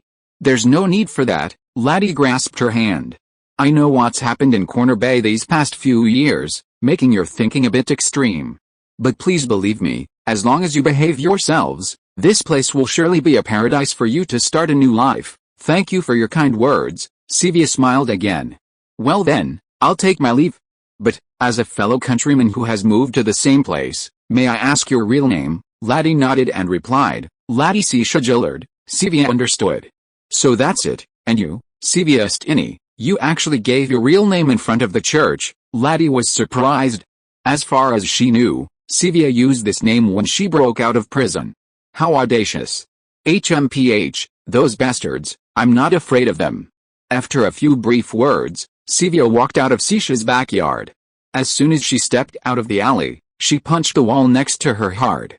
Too careless, too reckless. She hadn't even considered the possibility that the other party was truly serving the local lord. She severely reprimanded herself, a wave of fear washing over her. If the other party wasn't the blue, which she knew, but another wizard of unknown temperament, she probably would have already turned against her, or feigned friendship before colluding with the lord to set a trap. However, it was indeed rare for a wizard of such exceptional ability to genuinely serve a mortal lord. It seemed her vigilance had decreased considerably after escaping the wolf's den of Horn Bay. She needed to be more cautious in the future. Sigh, would her earlier words have left a bad impression? After seeing Sivia off, Laddie pondered for a long time in the courtyard. The thought that the other party might be a spy sent by the Arcane Society lingered in her mind. No, I still have to report to the Lord? She had hesitated before, but now she had made up her mind, though she felt a pang of guilt. If the other party had truly come seeking refuge, they certainly wouldn't want her life disturbed. But from Paul's perspective, allowing a witch of unknown ability, capable of single-handedly taking on a large group of church knights, to roam freely within his territory was extremely unsettling. Laddie herself didn't realize that she had spontaneously adopted the perspective of the rulers of Arda. She quickly ran to the dining room to tell her mother she had urgent business to attend to, then left home through the back door. Chapter 411 The Grand Banquet. Night had fallen, but the city hall in Fland Harbor remained brightly lit. Lord Paul Gleman, Lord of Alder, was hosting a grand banquet for his guests. The hall was bustling with people, the clinking of glasses echoing throughout. Attendees included lords of various territories in the Northwest Bay, prominent gentry, and merchants and factory owners whose social standing had risen dramatically in recent years. This banquet was significant, as 3 expeditions would depart from Fland Harbor the next day, heading north, west, and south respectively. This was a send-off feast. The fleet heading north would travel along the west coast of the continent, reaching areas beyond the human world. Beyond the Rocky Mountains, which stretched north of the Alder Kingdom, lay the vast grasslands, the territory of the Orcs. Trade between the Alder and the Orcish civilization almost exclusively takes place through the Narradin Corridor in the northeast of the kingdom. The coastline north of the Northwest Bay is rarely explored. Legend has it that the ancient Gabella Empire once sent a fleet to conquer the Orcs by sea, but this is merely a legend. Even if true, no detailed records remain. The fleet heading south will resupply at Horn Bay before turning east, exploring the distant east along the southern coastline of the continent. Even after Paul strongly advocated maritime trade, the trade reach of Northwest Bay merchants only extended to the Horn Bay area, where they then acted as middlemen, selling goods eastward. However, the recent instability at Horn Bay is causing considerable anxiety. If war breaks out, Horn Bay's role as a transit point will be greatly diminished, so early planning is necessary. The fleet heading west is even more ambitious. They will attempt to cross the ocean to see if they can reach the other side of the continent. Yes, they want to verify whether the land beneath their feet is round. The theory of a spherical Earth has already appeared in this world, deduced through observation. For example, the mastheads of ships approaching from afar appear first, and the North Star's altitude increases the further north one travels. However, most people only hear about it out of curiosity, harboring serious doubts about its veracity. Living on a sphere? Something just doesn't seem right. Those who believe in a spherical Earth imagine a scenario. This sphere is so vast that a small section appears flat, but only the very top section is inhabited. Once these creatures cross the ocean and reach a sufficiently steep slope, they slide down, eventually falling vertically into the void. Come, everyone, let me introduce our 3 heroic captains who are about to embark on their voyage. Paul introduced the guests and turned to the 3 captains, Commander Stanford of the Northern Exploration Team, Commander Glenn of the Western Exploration Team, and Commander Nigel of the Southern Eastern Exploration Team. They were all selected from civilians, possessing extensive seafaring experience, and had led expeditions between the Northwest Bay and Cape for many years. A toast to you, warriors. You are our eyes, seeing the unknown world for us. Myron Garnard led the toast to the 3 captains, and the others followed suit, crowding around. After finishing their drinks, Lord Winifred Heller, the Lord of Portree, stroked his white beard and said mysteriously, "Captain Stamford, in the far north of the continent, there exists what is called the Gates of Hell, and behind those gates are sealed evil demons. If you unfortunately encounter them, be very careful not to break the seal." This. Lord Heller, I will be extremely careful. Captain Stamford immediately tense up. Count Marpskent of Larnaca said, "You old codger, telling these strange tales at a send-off banquet. Nobody believed these kinds of legends when we were young. Look how scared you've made the young people." Heller glared at him. "Really, I was just trying to lighten the mood." Everyone laughed heartily, and Captain Stamford blushed slightly. It turned out that Count Heller was teasing him. Viscount Eugene Helson from Emden asked with some concern, "Lord Gleman, are you really comfortable letting the three captains' fleet keep running like this?" "What?" "Well," Viscount Helson stammered, "what if the land is round? What if they run and fall off the coast, no matter which direction they go? Captain Glenn won't even reach the other side of the continent." Here we go again, Paul thought, exasperated. He'd already had to explain this concern of those around him more than once recently. "All right, let me explain my theory. Gentlemen, look this way." Paul spoke loudly, drawing everyone's attention to himself. He picked up an apple from the table next to him and tossed it lightly into the air. The apple landed with a soft thud on the ground. Paul asked, "See that, huh?" "What?" the crowd murmured. The apple landed on the ground. Isn't that obvious? Except for those like Mellon who had already heard Paul's theory, everyone else inwardly grumbled. If Paul weren't the lord of a territory, they would have already been cursing him. Paul spoke eloquently. "Have you ever wondered why apples fall to the ground instead of falling into the sky? I suspect there's a force on the earth that holds objects up. Even if the earth is a sphere, even if we're on the other side of the sphere, we wouldn't fall into the void." Duke Ferdinand was quite puzzled. "How can you say that? Isn't it simply that up is up, and down is down? Isn't it common sense that objects fall downwards? This is a law established by our Heavenly Father, the Lord of Light, at the time of creation." "Oh," Paul slapped his forehead, rolling his eyes. "All right, let Captain Glenn provide us with all the answers." Duke Ferdinand muttered softly, "Even if the earth is round, if there's a force holding us up, it's the power of the Heavenly Father." Captain Glenn swore excitedly. "Lord Glenn, rest assured, I will definitely find out if the earth is round and verify your hypothesis." The entire Western exploration team was filled with a tragic awareness, the awareness that if they reached the edge of the world, they might accidentally fall in and die heroic death. Paul patted him on the shoulder. "Whether we reach the other side or not, once we've used up half our supplies, we must return immediately. I don't want any of you to starve or die of thirst at sea. We can explore the vast ocean slowly. There's no need to rush." "Yes, Lord Griles." Captain Glenn was deeply moved by Paul's words. "Captain Glenn, I entrust my apprentice to you." Glenn's hand was suddenly gripped tightly. The person was Benjamin, the old shipwright at the Franklin Port shipyard. As the person in charge of building the exploration team's dedicated ship, Benjamin was also among the invited guests. Benjamin and his apprentice, Vito, were among the first talents recruited by Alda from Horn Bay. But Vito's dream wasn't to spend his life in the shipyard. He yearned for an adventurous life. Therefore, upon hearing about the Lord's expedition, he eagerly signed up and was fortunate enough to become a member of the Western exploration team, responsible for ship repairs. The old shipwright's eyes welled with tears. He had always considered Vito his son. Although the boy had always clamored for adventure as a child, what boy didn't have some outlandish dreams? He never expected that he would actually fly high as an adult. Benjamin held Glenn's hand, carefully instructing him. "Master, that's enough." Vito, standing behind Glenn, blushed deeply. How embarrassing. He felt like he hadn't grown up yet. Paul approached a young man dressed in naval uniform. "Alan, are you all ready?" Alan, a former officer cadet now a naval ensign, immediately straightened up and saluted. "Yes, sir, my comrades and I are ready." Each exploration team was accompanied by 3 to 4 military personnel, most of whom possessed surveying or reconnaissance skills. Besides recording sea conditions and terrain along the route and assessing the military strength of the countries or forces they passed through, they also had the important responsibility of managing the ship's firearms.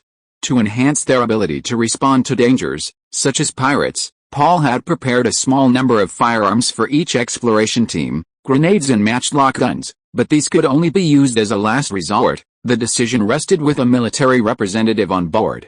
If you are listening to this novel on a channel other than Fanfic World, it means it was downloaded and re-uploaded without effort.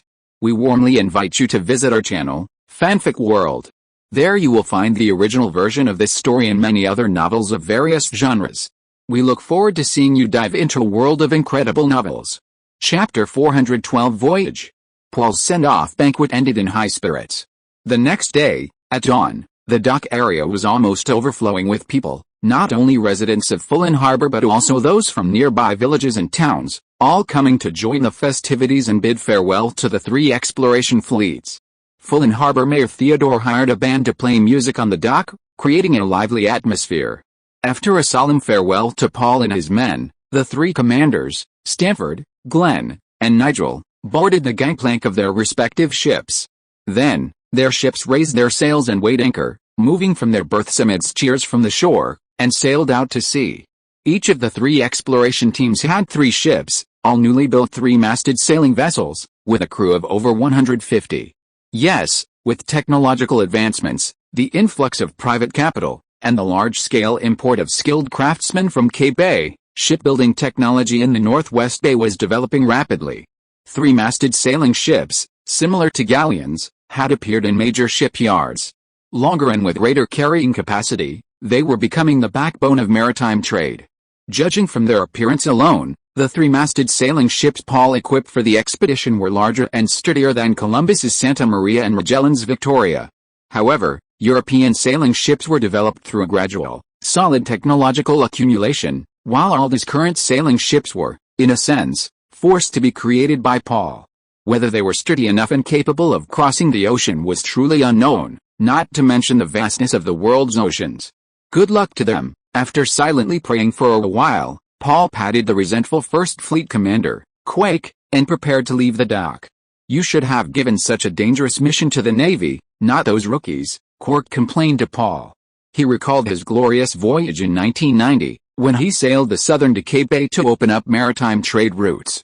He had been sullen since the farewell banquet yesterday. Ah, how he longed to lead a fleet to an unknown sea once more, and to earn great glory again. Paul knew Quirk's mood and advised, Quick, give the opportunity to the younger generation. What? Lord Gleman, do you think I'm too old? I'm only in my early 30s. I didn't mean that. Just as Paul was thinking of what to say to comfort Quirk, a servant squeezed through the crowd and hurried to his side. Lord Gleman, Miss Saoirse has something important to discuss with you. Oh? Where is she? Right there. Look. Paul looked in the direction the servant pointed and saw a beautiful figure standing on the second-floor balcony of a tavern, gently waving to him. He quickly found Laddie and was surprised to see her. What happened? You look like you haven't slept all night. This isn't the place to talk, Lord Griles. Please go to the town hall and find a secluded spot where I can give you a detailed report. What? Compared to his earlier slight surprise, Paul was truly astonished this time. Another wizard? Another sorcerer has come to my territory. Laddie's heart clenched at Paul's reaction, but she still confirmed, yes, and some of them even contacted me yesterday evening. Laddie recounted the events of yesterday evening in detail, omitting Severe's plot. Paul closed his eyes, crossed his arms, and sat in a chair, carefully considering something. Lord Griles, what do you intend to do with them? Laddie asked cautiously. Expel them? Or imprison them? Or hand them over to the church? No, Paul answered without hesitation. They're just new immigrants. They haven't committed any crimes, at least not since they came to Northwest Bay. Remember what I said. I'll accept the good ones and arrest the bad ones. So, let's see how they behave. Lord Gleman, looking into Paul's sincere eyes, Laddie felt a surge of inexplicable emotion, making her feel warm all over. Just now, she had almost made up her mind that if Paul decided to imprison Severe and the others or hand them over to the church, she would immediately inform the wizards to flee, and then she would go to Paul to apologize. Now, all her doubts had vanished. Why are you blushing? No, nothing, Laddie answered evasively, turning her face away from Paul, even though it was a bit impolite. Lord Griles, she steadied herself and said again, even so, we cannot guarantee that there are any unstable elements among them who might pose a threat to the territory or even your safety. You know, the methods of one spellcaster are often unpredictable even to another. Have you forgotten that roadblock assassin, Laddie's words reminded Paul of a mysterious roadblocker 4 years ago. He was practically invulnerable to blades and bullets, and possessed immense strength. Killing someone with his bare hands was easier than killing a chicken. Fortunately, he couldn't stop bullets, otherwise his entire squad would have been wiped out. Then what do you think we should do? Please have Lord Cecil select people to monitor their residence. Don't disturb them on ordinary days, and take immediate action if anything unusual is detected.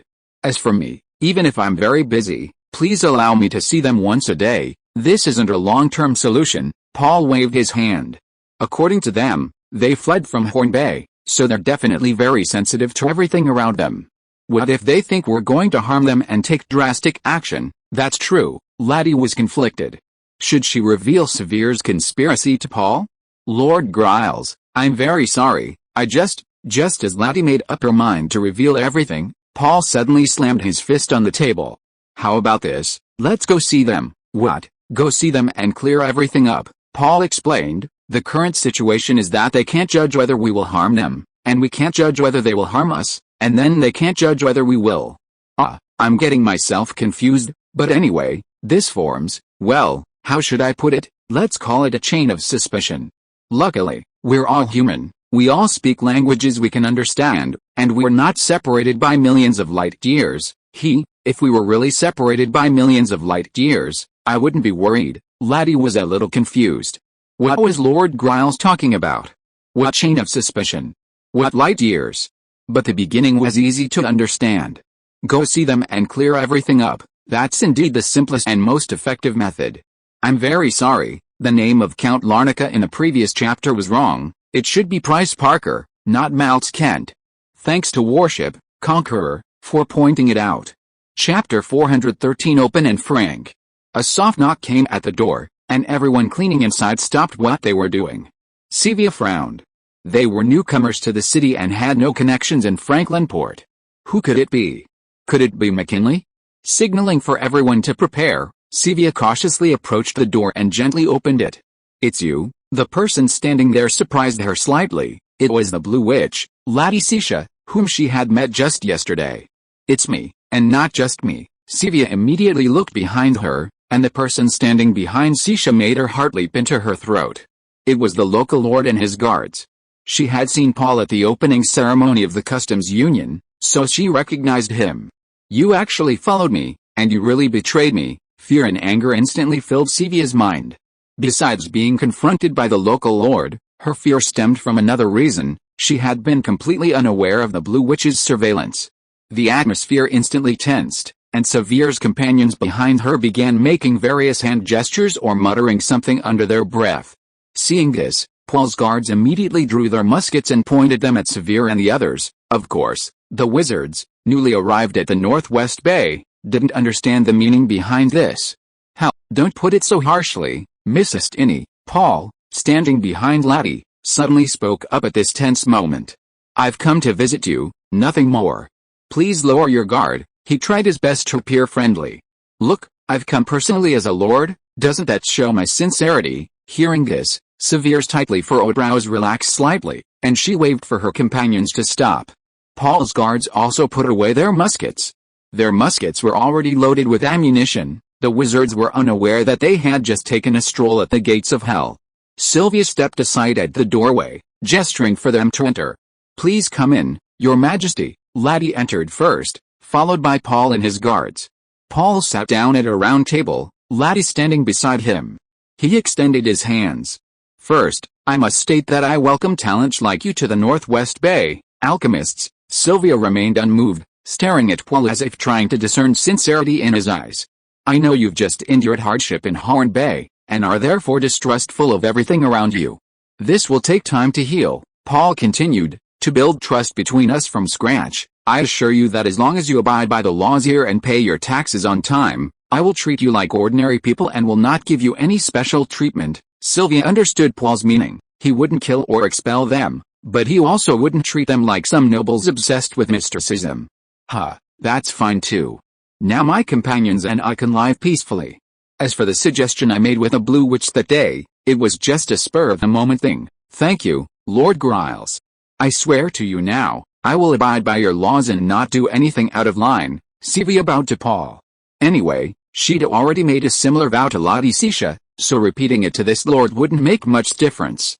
Good, Paul clapped his hands and continued, also, I hope you won't use your special abilities in front of ordinary people, otherwise, if it causes a commotion, it'll be quite troublesome for me. Sylvia nodded and said, please rest assured, we don't want to reveal our identities either.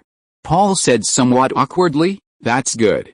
Also, after all, you have abilities that others don't possess, so, HMPH, are they going back on their word so quickly? They just said they wouldn't treat us specially. Sylvia sneered inwardly. I expect you to report to my people once a week, right here in Port Franklin. If you need to travel far, like back to Cape Bay, that's fine, but you still need to let me know in advance. Paul felt a pang of unease after saying this. If they didn't agree, he'd have to resort to more forceful measures. Sylvia, on the other hand, felt much less wary after hearing Paul's words. Although she felt a bit monitored, she had developed a degree of trust in the man before her. She knew what kind of image wizards had in the eyes of the world. If a stranger suddenly appeared and said he trusted them unconditionally, he must have ulterior motives, at least that's what she thought. With a sigh of relief, Sylvia went to her companions and began to whisper in Cape Bay. I think it's a good idea. It's understandable that people are wary of people like us, but, didn't we come here seeking freedom? Freedom?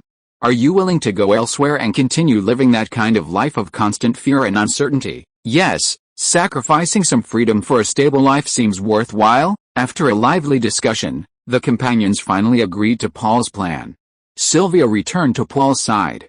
Lord Gleman, my companions and I are willing to accept your proposal. Her voice no longer carried its previous coldness. Very good, Paul nodded in satisfaction. You don't need to run errands to report, that would easily attract attention. Aren't you going to open a shop? My people will come as tax officials. Thank you for being so thoughtful. This is merely an initial management measure. If your performance earns my trust, you will eventually be able to live like ordinary residents of Arda. Sylvia was delighted and bowed, saying, thank you very much, all right. The matter is resolved, I should be going now. I hope you can integrate into life in the Northwest Bay as soon as possible. Paul stood up, intending to leave. Please take care, Lord Giles. Sylvia saw Paul to the door. Paul comforted her, I think the day when you can walk openly and honestly will come soon. I hope so. If only other rulers had such an open mind as you. Flattery never fails, and Paul laughed heartily. Ha ha ha. I also think I'm one of the most open-minded people in the world. Cough cough. Sylvia hadn't expected Paul to praise her like that. Laddie followed Paul closely, and as she passed Severe, she gave her a warning. I hope we won't resort to such underhanded tactics when we meet again. Chapter 414 The Weaving Ground. A little trick. Severe's heart tightened, but she wouldn't admit it. Lady Sisha, I don't know what you're talking about, Laddie sneered. Do you think I didn't see through your attempts to give me hints that night? Caught off guard, Sylvia remained calm, replying, likewise, didn't you also follow me all night? I never expected to wake up to find someone coming to my door. Laddie stopped arguing and turned to Paul. Lord Giles, do you have any plans? If not, I'll return to Laketown. Paul stroked his chin thoughtfully and said, I was invited to visit a weaving factory this morning. Don't rush back, come with me. Laddie happily replied, I'd be happy to go with you. A sudden thought struck her, and she suggested, why not have Mrs. Stinney come along? It would be good for her to experience the local customs and culture of the Northwest Bay. Paul agreed, if Mrs. Stinney has the time, I have no objection. Sylvia stepped forward, Lord Gleman, it is my honor. When Partridge, the owner of the textile factory, saw the Lord's entourage appear before his factory gate, he immediately ran to Paul's carriage. Welcome, Lord Gleman, it is a great honor to have you here. Paul and his entourage stepped down from the carriage, smiling, and said, Partridge, I hope my arrival will not affect your work. Not at all, not at all. Everyone in the factory is thrilled to see Lord Gleman, and they are working with even more enthusiasm. Partridge smiled obsequiously, leading Paul and the others into the factory. Having inquired about Paul's preferences beforehand, he didn't hold any welcoming ceremony. Paul and Partridge walked ahead, chatting as they went, with Laddie, Sylvia, and the other attendants following behind. Sylvia walked beside Laddie, and as they entered a factory building, the scene inside shocked her. In the spacious area, Rows of machines were neatly arranged, each operated by a worker. It was easy to see that they were weaving. As the worker alternated between pressing the pedals with his left and right feet, rows of warp yarns overlapped on the loom. As the worker pulled the rope, a shuttle pulled the weft yarn back and forth between the warp yarns, and the cloth was rapidly formed on the loom at a speed visible to the naked eye. Severe had seen others weaving when she was young. On ordinary looms, the shuttle used to pull the weft yarn was passed from one hand to the other by the operator, not like the shuttle on this machine, which flew from one side to the other at extremely high speed with a pull of the rope. This unfamiliar loom, not only significantly faster than traditional looms, also produced cloth far wider than anything woven on traditional looms. Traditional looms, operated by a single person, are limited by the operator's arm length, typically producing cloth only about 40 centimeters wide. The cloth produced by this machine, however, was nearly a meter wide. Clang, clang. The entire building was filled with a sound of weaving, like a grand chorus of machines. The spacious area, the numerous and neatly arranged looms, and the workers busily at work created a scene imbued with an indescribable beauty. "What kind of power do you consider to be great power?" the Blue Witch's voice suddenly rang in her ears. "Magic, of course." In the past, Severe would have answered without hesitation, but now she felt the other woman was implying something. "You should know my answer." "What do you mean by asking this?" Severe countered. Laddie glanced at the looms and replied, "I used to think, like you, that magic was the greatest power in the world. It could make you invincible in battle, it could take lives easily, it could manipulate others at will, it could even control a person's mind, making them completely obedient to you." "Yes, that's right, I thought so too," Severe responded. Laddie continued, "But since coming to the Northwest Bay, my thinking has changed a lot. Fighting, killing, ruling, fooling, it's not just magic that can do all that." She turned to stare at Severe. "There are also swords, money, power, intrigue. We spellcasters are no different from skilled knights, wealthy tycoons, or monarchs adept at governing." "You?" Severe was somewhat unconvinced, but couldn't find any words to refute her, because what Laddie said seemed to make sense. She asked, "And you? What kind of power do you consider great?" Laddie shook her head and said, "I'm not qualified to make any judgments yet. But I can share some of my own shallow insights with you." Severe listened carefully to Laddie's words. "Severe, my sister, although we spellcasters are often misunderstood by the world, we must admit that many in our group are also self-important, harboring more or less a sense of superiority." "Indeed," Severe agreed, recalling the moment she successfully cast a spell for the first time, the immense joy and pride still stirring within her. "I must be chosen by heaven," that thought crossed her mind at that moment. A widely circulated belief among wizards further fueled her identification with and pride in her new identity. Spellcasters possess powerful magic that mortals lack. The difference between spellcasters and mortals is like that between a fine horse and a slow horse. The slow horse is jealous of the fine horse's ability to travel 1,000 miles a day, so it uses its numerical advantage to persecute the fine horse, attempting to eliminate it, and fantasizing that if there were no fine horses in the world, the slow horse would no longer seem so slow. Setting aside her memories, she heard Laddie say with a touch of self-deprecation, "Actually, if you think about it carefully, aren't those knights with martial prowess and kings wielding power the same? Everyone sees the world from a self-centered perspective, whether because of bloodline or ability. Everyone thinks they are extraordinary, different from ordinary people, people with power. These extraordinary people, including us spellcasters, believe they are writing history with their power, believing they are shaping the world according to their power. But think about it carefully, has their power ever truly changed history or the world?" Laddie's words left Severe somewhat bewildered. Had history and the world never changed? Although not a scholar, Severe had read quite a few books. If history and the world had never changed, how were those magnificent histories of kingdoms rising and falling, those thrilling epic tales of heroic adventures born? Chapter 415 The Weaving Ground 2. Seeing Sylvia's puzzled look, Laddie continued, "Take farmers as an example. Thousands of years ago, they toiled in the fields day after day, with little free time throughout the year. They had to hand over most of their hard-earned harvest to their lord. Thousands of years later, they still toil in the fields day after day, with little left for themselves. To us, their lives seem monotonous and dull, but that's how they've lived for thousands of years. And what percentage of our human civilization are farmers? Do you know?" Laddie's question stumped Sylvia. She didn't know what percentage of the human population farmers made up, and she had never thought about it before. You know, Laddie shook her head and said, if we consider all of humanity as a base, I don't know the exact figures. However, a statistical committee headed by Earl Garnard has been established in the Northwest Bay.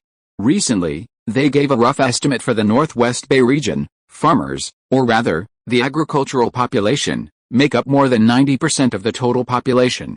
I think it's similar in other parts of the world, and among the remaining so-called urban population, after removing the lower-class residents whose situation is similar to that of farmers, the so-called extraordinary people, or the elite among humans, probably make up less than 1% of the human population. At this point, Laddie chuckled, and it is this less than 1% who has consumed most of the ink in human history books. After saying this, she looked intently at Sevier. So, do you think that the 1% of human elites can represent the human world, or that the 99% of ordinary people can represent the human world? And if you support the second view, as I just said, the lives of ordinary people have remained basically unchanged for thousands of years, so when have the powers of us extraordinary beings truly changed history and the world? Sylvia was speechless. This, how would I know? Her first instinct was to answer that the elite 1% represented the human world, but something felt off. Without the 99% of ordinary people, could humanity still be considered a race? Thinking further, without the farmers in the countryside and the laborers in the cities, who would provide food, who would do the physical work? Laddie continued, for thousands of years, kingdoms have risen and fallen, leaving behind countless grand and tragic epics. Evil has been vanquished by heroes, composing countless captivating legends. But what does this have to do with the lives of ordinary people? Who becomes king? Who becomes hero? It doesn't change their lives in the slightest. Sylvia pondered for a moment, considering the blue which wouldn't have brought her here without a reason, and guessed, then the power you acknowledge is related to these machines before you. Yes, my sister, Laddie answered without hesitation. It's not just these machines, but something more abstract, something deeper. It can unleash great power in ordinary people, allowing them to radically change their lives. Sylvia shook her head. I don't understand. These machines just produce more cloth. How can that change the lives of ordinary people? Haha, perhaps for people of your social class, clothes are just something you can buy anytime, but for those who only wear decent clothes on holidays, it's not. And that's only one aspect. With that, Laddie gestured towards the factory. Sister, look at the characteristics of the people working here, Sylvia observed as Laddie suggested. More than half of the workers here are women. She quickly noticed the characteristic Laddie had mentioned. Exactly, Laddie nodded in confirmation. Since the beginning of recorded history, women's status in the family has remained largely unchanged. Women like you and me, who can choose their fate within a relatively free scope, are few and far between.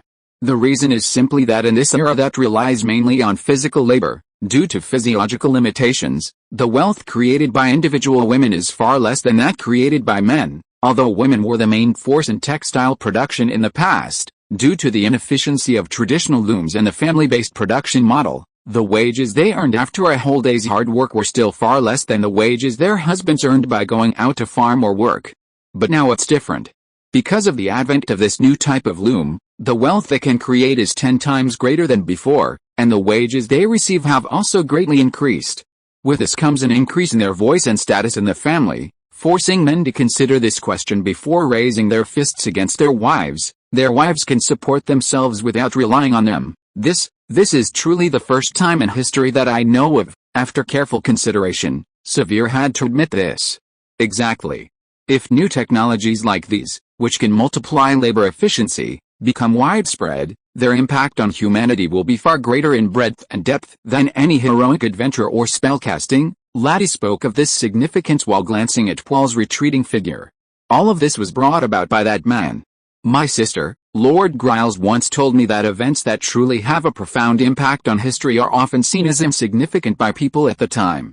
In my view, the appearance of these machines is such an insignificant event, and in the Northwest Bay, or more precisely, in Arda, there are many similar insignificant events at this moment. Laddie's mind flashed through Paul's series of inventions, including telescopes, microscopes, paper-making, printing presses, harvesters, and firearms and cannons. You will witness all of this in Arda in the future. These are powers that ordinary people can wield, No noble blood or magical talent is required. Once they reach a certain scale, they can unleash energy we could never have imagined. She approached Severe, who was still stunned by her words, took her hand, and said earnestly, I hope you and your companions can set aside your arrogance as spellcasters and witness the beginning of a new history with me, and participate in it wholeheartedly. Then you will realize that our impact on this world is not much greater than that of mortals, or, we ourselves are one of them. Severe looked into Laddie's sincere eyes and nodded solemnly. Although I still have some reservations about what you've said, I will try. They smiled at each other, the conversation between Paul and the workshop owner echoing in their ears. How are the sales of your cloth? Very good. Our prices are so competitive, none of the small family workshops elsewhere can compete with us. Chapter 416 The New Church in Port Franklin. Paul spent a morning touring the weaving workshop. Around noon, he declined the workshop owner's offer to stay and return to the town hall with Laddie, while Severe took her leave and returned to the alchemy shop alone. On the way, Paul asked Laddie, So, you spent the whole night investigating that shop? Laddie nodded and said, Yes, otherwise how could I have let you in? Thank you for your trouble, it's my duty. But Lord Giles, I must remind you to be wary of the church's threats and be fully prepared for them to discover you're harboring a spellcaster. I know that, but you can rest assured. According to the long-standing tradition of our Northwest Bay, those considered wizards, unless they've done anything truly harmful to society, are merely imprisoned. They won't be burned at the stake so easily. Actually, I'm more worried about you, Laddie thought to herself. Since the establishment of the Customs Union, Paul had been steadily rising to the top of the lords of the Northwest Bay. If you were discovered to have done anything dishonorable, it would undoubtedly affect his position. Hey, that's the new church in Franklin Harbor. Laddie was lost in thought when she suddenly heard Paul exclaim. Speaking of which, we first met in the church in Franklin Harbor, and you even gave me a hint. Haha. A look of reminiscence crossed Paul's face, but the church he was referring to wasn't the one in front of them. The church where they first met, being located in the town center, had been converted into the town hall. The church in front of them was built shortly after. Laddie smiled. Fate was truly wondrous. Who could have imagined that what she thought was an ordinary adventure years ago would become a major turning point in her life? Paul pointed to the building ahead. I haven't been inside this church yet. Shall we go in and take a look? Yes, Lord Giles. So the two of them, along with a group of attendants, climbed the steps and entered the church. It's truly magnificent, Paul remarked. The church's interior was predominantly golden, with a magnificent dome soaring high above and walls adorned with exquisite murals. Sculptures dotted the aisles on either side. In the westernmost part of the hall stood a massive stone sculpture of flames, a sacred relic symbolizing the Lord of Light. A group of people knelt around the sculpture, chanting prayers. The sounds of chanting and hymns filled the hall, creating a truly sacred atmosphere.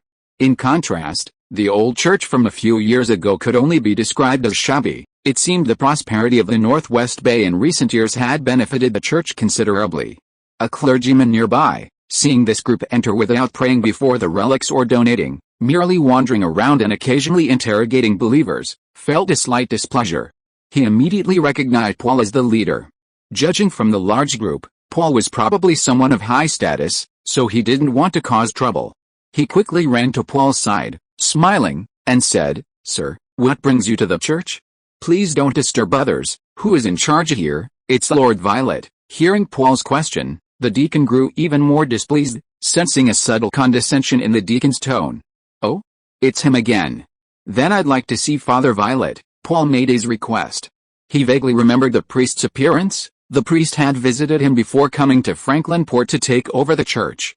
However, seeing that the deacon didn't recognize him, he didn't want to reveal his lordly identity, so he didn't ask the deacon to directly summon Violet. May I ask your name? I know him. Just say an old friend from Lacquer Town wants to see him, describe what I look like, and he'll know. Okay, please wait a moment. Although it was strange that the other party wouldn't reveal his name, judging from his calm tone, he probably really had a close relationship with Lord Violet. The deacon thought this as he hurriedly ran towards the back of the hall. Violet was in his 40s, born into a noble family in the Northwest Bay. 3 years ago, when he was sent by the diocese to Fland Harbor as a priest, he thought he was being marginalized, because at that time, Arda was the most backward territory in the Northwest Bay. But unexpectedly, truly unexpectedly. In just a few years, the land beneath his feet had undergone earth-shattering changes, and his position had become the envy of his colleagues. This must be the Lord of Light's reward for my years of diligent service. Today, he once again sat in his office and uttered this sentiment. However, he had recently heard some rumors that someone was plotting to transfer him from Fland Harbor. Outrageous. These despicable and shameless scoundrels actually dare to steal the glory bestowed upon him by the Father. HMPH, nothing but wishful thinking. If only I could just make a few more connections with Vicar General Waz, who's in charge of parish personnel. Lord Violet, what is it? A deacon rushed over, interrupting his thoughts, which annoyed him. There's someone outside claiming to be an old friend of yours from Lakeside Town, requesting your presence. An old friend from Lakeside Town? What's his name? The deacon shook his head. He doesn't seem willing to say. How rude. Violet stroked his chin, trying to recall. Could it be someone I have a grudge against? I don't seem to have any. Wait, how old is he? What does he look like? A young man, looks about 17 or 18, with black hair. Lord, Violet sprang from his chair and dashed outside, leaving the bewildered deacon behind. Paul was standing by the wall listening to the female advisor's artistic critique of a mural, nodding in agreement as if he knew it all too well. Then he saw a portly middle-aged priest jogging towards him. Gee, sir, you've arrived. Violet didn't call Paul by his surname, because he suddenly realized that Paul probably didn't want to reveal his identity since he hadn't told the deacon his name. Long time no see, Father Violet, Paul greeted him, stopping him from bowing. Haha, it's been a long time. Is there something important that you've come to my church today, sir? Nothing particularly important. I just happened to be passing by and remembered I hadn't visited this new church yet, so I came in to take a look. I found out you still work here, so I thought I'd pay a visit. A visit? Not at all, sir. Please, let me be your guide and show you around. Paul waved his hand. No need, I've already seen most of the main hall. Let's chat for a while. I'd like to know about some recent events in the Northwest Diocese. Do you have a place here? Yes, please come to my office in the back parish. Let's go. Led by Violet, Paul and the others arrived at a very luxurious room, which seemed to be his office. Looking at the decorations, Paul felt a pang of envy. Wow, this guy, even as a clergyman, certainly knows how to enjoy life. It's even better than my office as a lord. What's that red bottle? The sharp-eyed Paul immediately noticed something that seemed somewhat out of place.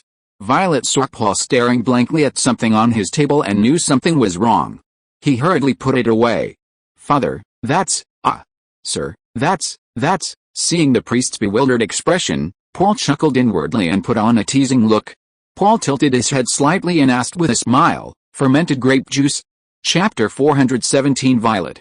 The worship of the God of Light, which is prevalent throughout humankind, has varying requirements for its clergy depending on the region and sect. However, some general principles are universal, such as higher-ranking clergy not being allowed to marry, not drinking alcohol except on major holidays, and maintaining a simple and frugal lifestyle. Of course, these are only the surface-level rules. In reality, apart from the former abbot of the North Shore Monastery and the current Archbishop of the Northwest, Anderson, Paul has never seen a high-ranking clergyman living a simple life. But to so casually place wine on the table in front of a complete stranger is just too much. Fermented grape juice? Yes, fermented grape juice, haha. Violet felt that the Lord's description was giving him a way out, but he could only take Paul's words as a way out now. Count, please sit down, and the beautiful Miss Sisha, please also take a seat. Seeing Violet's attentive hospitality, Paul secretly chuckled. He wondered how the beautiful lady before him would react to if she knew that the woman before him was a witch. That scene would certainly be quite amusing. Have you been to St. recently? He asked Violet. Oh, I just visited Lord Anderson there last week. How is the old gentleman's health these days? Violet's face showed a sad expression. It's worrying. Ever since he was imprisoned by that cursed Malskend, the Archbishop's health has been poor for the past few years. Paul shook his head. It's a sad thing. Yes, it's sad. After a sigh, Violet immediately showed a hint of joy. But fortunately, with the assistance of esteemed gentlemen like Waz, the church's affairs are running smoothly. Waz? Paul's heart sank. From what he knew, Waz was a thoroughly corrupt man. Poor Anderson, had he encountered some kind of melodramatic situation? Oh well, he couldn't interfere that far. What do you think of Archbishop Anderson? Hearing Paul's question, Violet paused, then carefully replied, Archbishop Anderson is a devout servant of the Father, well versed in the essentials of the Holy Scriptures. He's naturally a very good person. Paul continued, recently, someone suggested to me that, in order to promote the development of medicine and better serve the world, doctors should be allowed to dissect corpses. What do you think? What would our Archbishop's reaction be if he knew? Good heavens, that's blatant blasphemy, Violet exclaimed, standing up abruptly. Paul's eyes widened. I mean, this goes against tradition and doctrine, doesn't it? Your Excellency, is it that madman, Dr. Wade, the doctor in the city? He and his student, Susan, are always spreading outrageous heresies, although he disliked them. Violet couldn't do anything about it, because Susan's grandfather, old Peter, was an official in the city hall. He surmised that the Lord might support the proposal. Sure enough, Paul said, there are no traditions that don't stand the test of time, don't you think? As for doctrine, I remember the Bible doesn't say you can't drink alcohol on ordinary days, but I don't know when the church started having this rule. It seems like it keeps changing. Hearing the Lord tease him about this again, Violet looked slightly embarrassed. At the same time, she was inwardly thinking, yes, the Bible is just a book regulating the behavior of believers. A mere few hundred pages of content doesn't cover that much. Who were those idiots in later generations who added so many extra rules, especially for clergy? They even have to control their eating, drinking, and bodily functions, but if you were to ask Lord Anderson, he would certainly object. Violet put her hand to her mouth, leaned forward, and whispered mysteriously, Your Excellency, let me tell you, Lord Anderson is strict not only with himself but also with his subordinates. He strictly enforces all the church rules, and everyone had a very tough time when he first took office. Fortunately, he was ill afterward, so Violet didn't say this aloud. This isn't slander, everyone thinks so in private. In short, someone with his personality would definitely strongly oppose the desecration of the dead. The opposition from the rigid archbishop was within Paul's expectations, but Violet's attitude surprised him somewhat. It seemed that Violet, as a clergyman, only habitually objected to things like dissections, but not on principle. She was the kind of person who wasn't very firm. John Morrison, the vice abbot of North Shore Abbey, was the same. They were more of a professional in the church than a follower of faith. Oh, and then there was the abbot of North Shore Abbey, Anderson's disciple. He left all the affairs of the monastery to Vice Abbot Anderson, spending his days obsessively observing plants. Recently, with Paul's guidance, he had started planting peas, exploring the patterns of phenotypic changes across generations. A theologian doing the work of a biologist, haha, just like another famous priest from another timeline. One wonders what percentage of the Northwest Church are such enlightened clergy. Violet, Paul was about to say something when someone burst in. It was the deacon from before. He looked at Paul awkwardly, bowing apologetically. Then, turning to Violet, he said, My lord, that Hershey is here again. Violet looked displeased. That country bumpkin again. Get him out of here. Can't you see I'm entertaining a distinguished guest? Before he finished speaking, the sounds of shoving and pushing came from outside, and someone shouted, I must see Lord Violet today. In front of Paul, Violet looked embarrassed, his face turning red. Paul smiled. Violet, let him in for a brief meeting, my lord. You don't know. Before Violet could react, the person outside barged in. How rude. How rude. Violet was furious at the newcomer, pointing at him angrily. Hershey, you barged in without my permission, disturbing my honored guest. Look at yourself. Do you have even a shred of the decorum expected of a clergyman? Paul looked at the newcomer. He was a burly man with a meticulously trimmed beard, but his skin was rough, and his knuckles were large, suggesting years of hard labor. His clean priest's robe indicated he was a clergyman, but it was covered in patches. Compared to Violet beside him, he looked more like a country farmer than a priest. Chapter 418 Hershey. Hershey, Violet's face was ashen as she sternly reprimanded the man. Do you know who I'm entertaining? The man named Hershey was taken aback. He had thought Violet's excuse about entertaining guests was just a pretext, but there really were people in the room, a dark-haired youth and a beautiful woman with green hair. Paul waved his hand to stop Violet from revealing his identity. Violet, I think this Father Hershey must have something important to say. Let him have his say. This, sir, this Hershey certainly doesn't have anything important to say. I'll send him away. Father Hershey cried out in grievance. I'm definitely not here for some trivial matter. Please allow me to explain in detail. You are a priest. Paul became interested in him. He had never seen a priest dressed so shabbily before. Yes, sir, I am the priest who presides over the nearby Total Village Church. Although he didn't know Paul's identity, since his superior Violet valued him so much, he must be someone important. The village churches in the Northwest Bay are generally under the jurisdiction of the churches in nearby towns, so Hershey could be considered Violet's subordinate. If you have anything important to say, you can say it now, Paul said, bypassing Violet and allowing her to continue. Violet had originally intended to wave him away, but Paul's words forced her to relent, sweat beading on her face. Hershey was somewhat bewildered. He had initially wanted to shamelessly plead, but the stranger in the house had spoken, and Lord Violet hadn't chased him away. The stranger seemed to be someone of importance. However, he couldn't worry about that now. His mind returned to the real purpose of his visit. Sigh, although the chances were slim, he still had to try. Lord Violet, Hershey adopted a solemn tone. I once again implore you to exempt those unfortunate villagers from their taxes for the past 2 years. No, Violet refused immediately. Hershey, how many times have I told you? People of my rank have no authority to decide on taxes. We can only follow orders from above. Then please go to Sent and explain our situation to the bishop. You? Violet seemed enraged. He flung his sleeve. You actually want me to go to Sent, just for a bunch of lowly peasants? Go yourself. Hershey straightened his neck. My lord, I went, but the gatekeeper wouldn't let me in. I explained the situation to them, and they told me to come back to you. Violet closed his eyes. Then I reiterate, I have no authority to decide this matter. With a thud, Hershey knelt down, his face filled with grief and indignation as he pleaded, please, for the sake of this robe you wear, save those poor lambs. You? Violet roared in fury. This was a blatant slap in the face, an insult to his status as a priest, and in front of the Lord no less.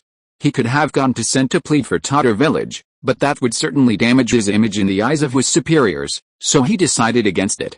At this point, Paul roughly understood the situation.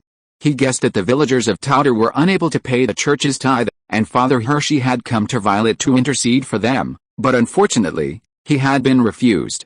Although this was a religious matter, as a secular lord, he felt it was his responsibility to help his people.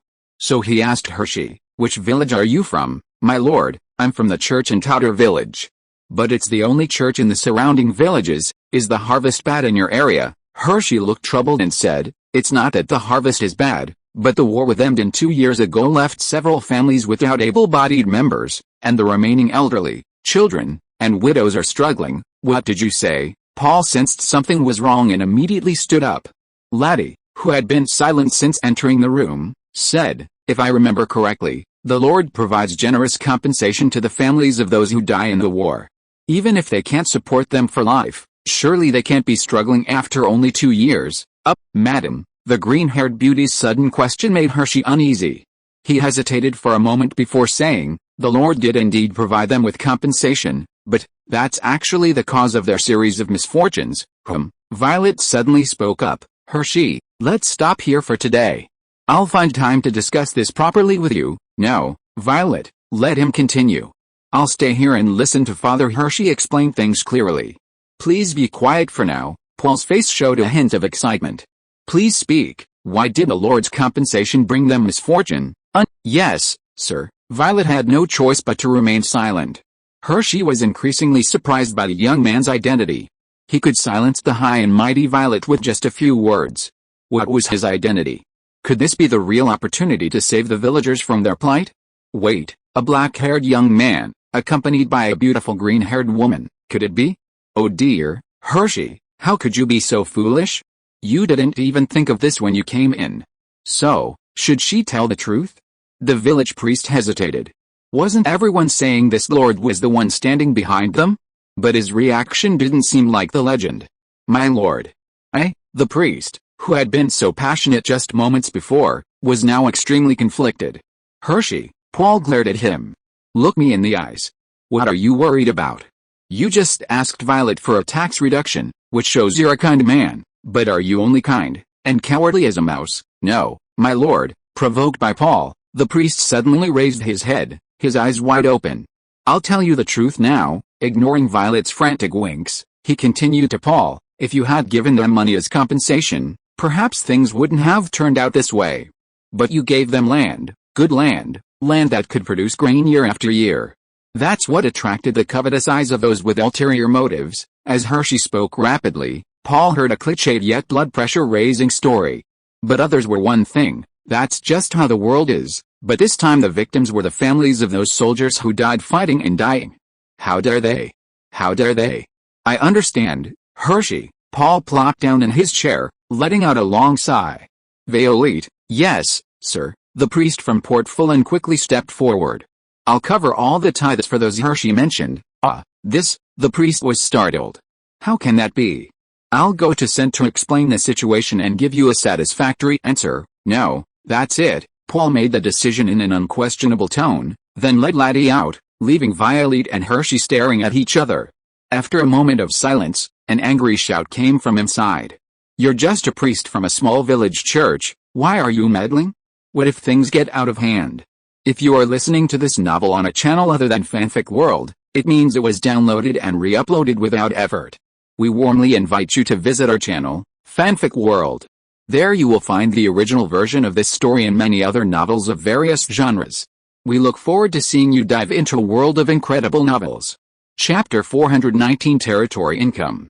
After leaving the church in Port Franklin, Paul hurried back to Lake Town. He had barely settled into his office when he immediately summoned the chief steward of the state council, Ford, and the minister of intelligence, Cecil. "My lord, what has happened?" The two men sensed something was amiss as soon as they entered Paul's office. The earl seemed to be in a bad mood, and they decided to be careful with their words. "Gentlemen," Paul said, slumped in his chair, his hands clasped around his stomach, his tone sullen. "I overheard something unpleasant in Port Franklin." "What unpleasant thing?" Old Ford remained composed, but the Minister of Intelligence felt a chill run down his spine. Had some crucial technology been stolen, or had some military secret been leaked? His mind raced, meticulously reviewing recent work, but nothing seemed amiss. That meant something he hadn't discovered. Would he, in charge of intelligence, face the Lord's wrath? Paul's next words reassured him slightly. "Some of our soldiers who died in the army, their families have been treated unfairly in their hometowns." Cecil breathed a sigh of relief. This was no longer within his jurisdiction. Now it was old Ford's turn to be nervous. "Lord Gleman, God the Father is my witness, the State Council has provided generous compensation to the families of every fallen soldier, exactly as you instructed." Paul waved his hand and said, "I'm not doubting your work, but," he explained to the two men, somewhat annoyed, what he had encountered at the church in Port Franklin, and then solemnly gave the intelligence chief an order. "Cecil, I order you to investigate the situation in Totterell Village thoroughly within a month. I cannot tolerate the families of those fallen soldiers being bullied by others." Old Ford and Cecil nodded heavily. "Please rest assured, Lord Gleman, we will find out everything there." "All right, you can go now, but give me a result as soon as possible." "Farewell, Lord Gleman." As the two men turned to leave, Paul suddenly called them back. "Wait, I just remembered something. Is there anything else you need? I'd like to know about the living conditions of clergy, especially those of lower rank." Paul recalled Father Hershey's attire. Old Ford and Cecil exchanged a glance. Why was the Earl suddenly interested in such things? "From what I know, clergy seem to live quite comfortably, like Anderson, Morrison, and even Violet from Port Fulton. But Hershey, whom I met, didn't seem very well off." "That's not surprising, Lord Griles," Old Ford explained. "A mere priest presiding over a rural church can't possibly have much money." Paul asked, "What, these rural priests don't make much?" I mean, their pay isn't very good," Old Ford answered matter-of-factly. "Of course. You see, the church is a hierarchical system. Although rural priests are the frontline workers collecting tithes, not many stay, especially since most have families to support." Most have families, yes, married with children. Aren't there very few who remain celibate and dedicate themselves to God?" Steward Ford shook his head. 100% piety doesn't translate into material improvement, so 70% is enough. Why not? As far as I know, wouldn't such people get better promotions in the church? Hey, Lord Gleman. Old Ford smiled mysteriously and explained to Paul in a low voice. "Theoretically, yes. But most of these village priests come from commoner families, and their careers are basically limited to this level.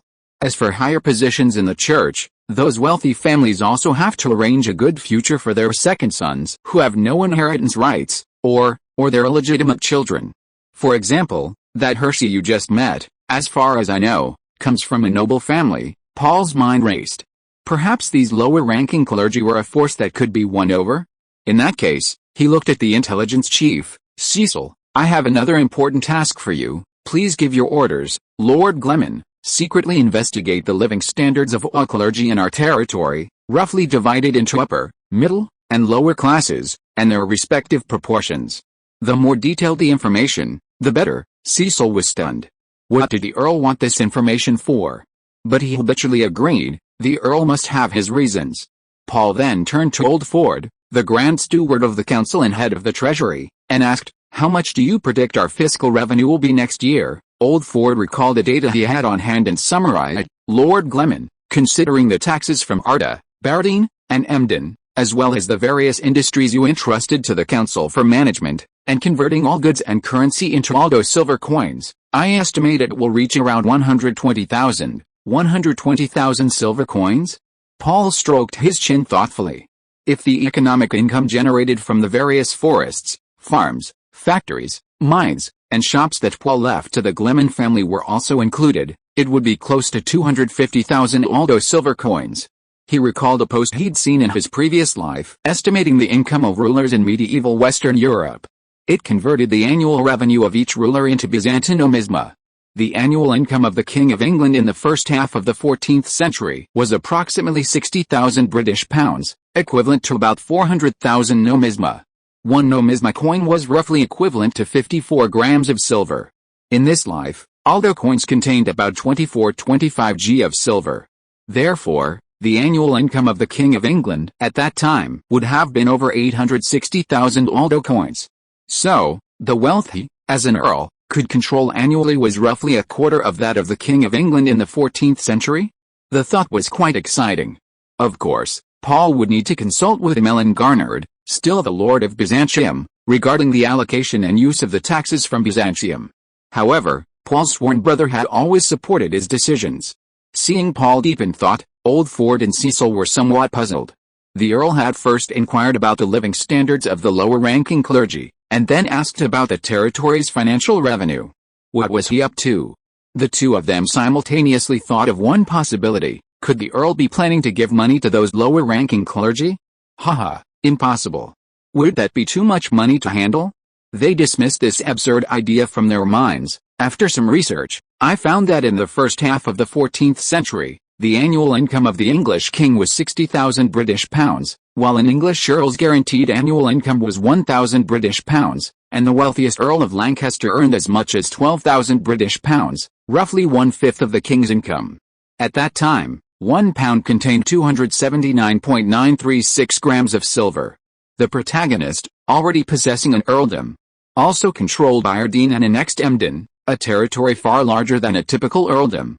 Combined with industries developed using various new technologies, it's not unreasonable that after several years of development, his annual income could reach twice that of the Earl of Lancaster in the first half of the 14th century, right? However, I haven't checked the area and population of the Earl of Lancaster's territory at that time, so the setting isn't very rigorous, haha. Chapter 420 Department of Education. Cecil was quite efficient when it came to matters Paul wanted him to handle personally. Good heavens! Look at this, look at this. This has happened on my land, right under my nose. Those damned scoundrels, thieves, and villains. Paul slammed the report Cecil had given him onto the table. Aside from Cecil, the officials present at the meeting exchanged bewildered glances. They saw their lord's face a mixture of sadness, anger, and terror. He nearly tore the report to shreds while reading it. The document was quickly circulated among the officials. It turned out that a manor owner named Fubin from the village of Tauter had used usury to forcibly seize the compensation land of several fallen soldiers' families. Cecil dispatched his capable men to thoroughly investigate the matter. Fubin was a tax farmer in Tauter village who, using this position, manipulated tax payments, then tricked these families into taking out high-interest loans, using compound interest to inflate their debts to an unpayable level, ultimately forcing them to surrender their land as collateral. What? So that's what happened? Is that all?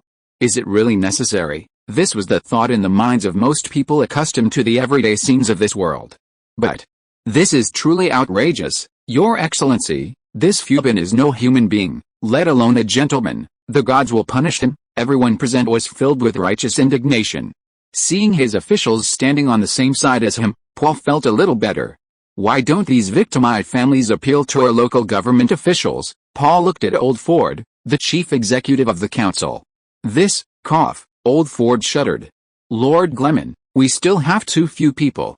In recent years, administrative development has been concentrated in the cities. As for the villages, one official is responsible for several villages, so they probably haven't heard of such minor matters, and, more importantly, the farmers in the countryside don't have the habit of appealing to the Lord's officials. Paul slammed his fist on the table. We need to extend our influence to every village, to every settlement. This is the focus of future administrative development. Yes, Earl, actually, Steward Ford had always known the Lord's thoughts. In recent years, the Earl had invested heavily in education and recruited administrative officials every year, precisely to strengthen his administrative power. The Lord's requirements for some non-core positions were even as low as literacy. Paul said angrily, as for that Fubin, I want him arrested, tried, and executed. Everyone's mouths gaped open in an O shape. Lord Gleman, isn't this too harsh? Following the usual practice, confiscating half his property would have been enough. The usual practice? You mean the time in Baden? Paul was even angrier. He shouted, almost yelling, my biggest regret now is that I was too lenient back then. Last time they rigged the taxes, resulting in a riot, and they haven't learned their lesson. Back then, I had loyal soldiers to quell the rebellion for me. Now they're reaching into the soldiers' bowels. If I let it go too easily again, there will be a third, a fourth time. Will the soldiers still be loyal to me then? I'll probably wake up in the middle of the night one night with a gun pointed at their heads. You're exaggerating. Everyone was stunned by the horrific scene Paul described. A lord killed by his own soldiers? Unheard of. Because the matter involved the military, Chief of Staff Schroeder was also present at the meeting. He first stood up to thank Paul on behalf of the soldiers, then reminded everyone, gentlemen, our soldiers in Arda are not ordinary soldiers. Lord Gleman taught them to read and write, and they have some cultural knowledge, so they can communicate with their families and retired comrades, and they can coordinate with each other.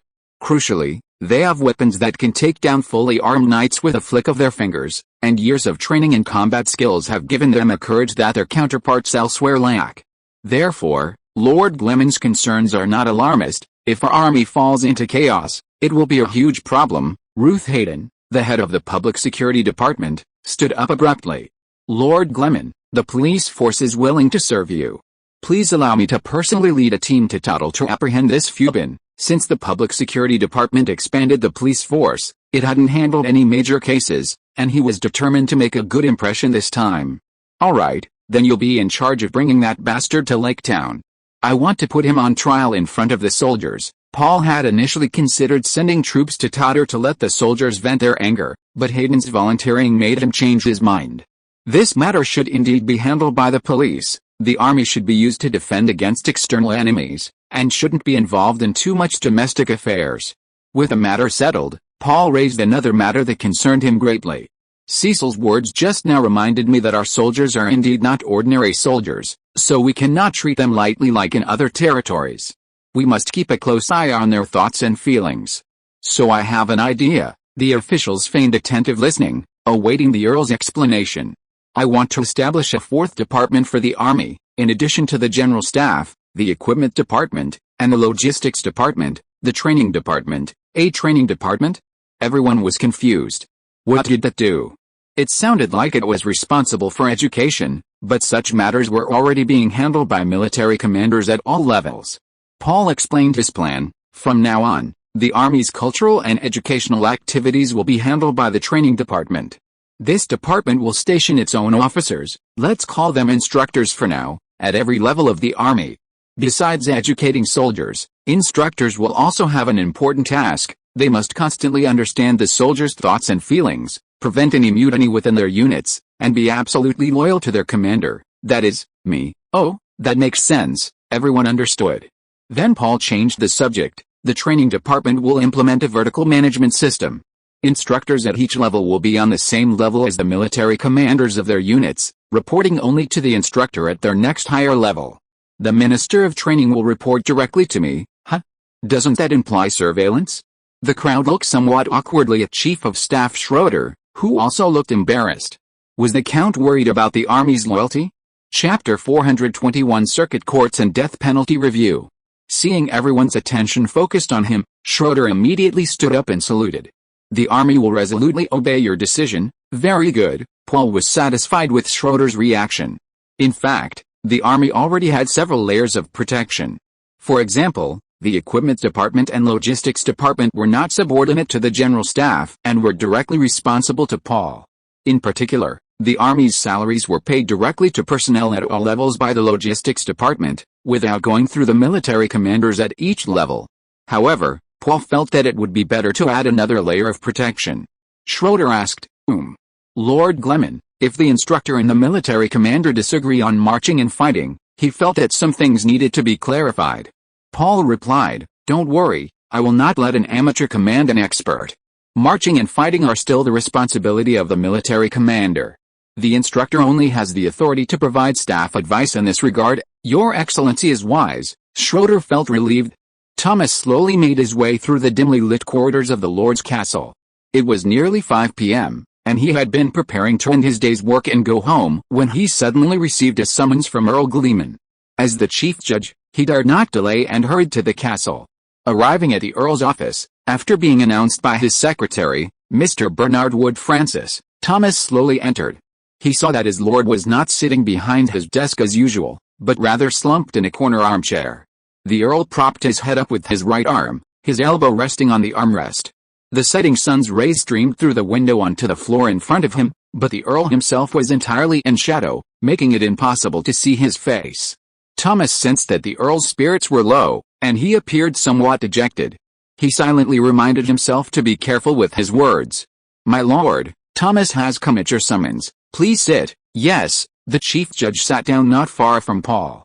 Thomas, I've been thinking about something lately. Please speak frankly. Shouldn't we limit the power of those so-called civil courts scattered throughout the countryside, or even abolish them altogether, and have Lakeside Town handle all cases? Thomas looked surprised and asked softly, Why did you suddenly have this idea? Paul stroked his chin. I think if we continue to let those landlords hold the power of punishment, their influence over the peasants is too great. The peasants are almost powerless to resist. Look at what just happened. His expression turned resentful. It was Fubin who used his power to arbitrarily order the peasants to use their land to pay off debts. If this matter were handled by Lakeside Town, we could have discovered Fubin's despicable methods much earlier. Thomas knew about this. After all, he was now a high-ranking official in the state council, and he was present when Paul flew into a rage. Thomas frowned. Oh, Lord Gleman, I advise you to reconsider. Abolishing these private courts rashly might backfire and contradict your goals. Why? If Fubin hadn't abused his power, would such injustice have occurred? Wouldn't it be better to simply remove his power? Thomas pondered for a moment, then explained to Paul, Lord Gleman, the Lord's Court, including myself, has only 10 officials, overseeing the towns of Arda, Byron, and Emden, and handling cases within their jurisdictions. However, we are simply unable to effectively govern the vast rural areas. For areas we cannot control, we rely on respected local gentry to form private courts to adjudicate cases. This has been the practice since ancient times. In fact, the 10 officials in Arden's Lord's Court were already an expanded result. In the Northwest, and possibly not just the Northwest, most lords only had one legal advisor. The lords themselves were natural judges, but they generally couldn't remember all the laws they or their ancestors had promulgated, so they needed a special assistant to help them remember or look them up. Once the vast countryside loses its authority to mediate disputes, I personally pessimistically believe it will soon descend into chaos. When their own interests are not involved, those local bullies can still play a role in maintaining order. Then why not just let people go to nearby cities to litigate? Thomas said with difficulty, for you, going to Flanders might not be a big deal, but for most of us here, going all the way to town for a case they don't even know if they can win, the gains are less than the losses.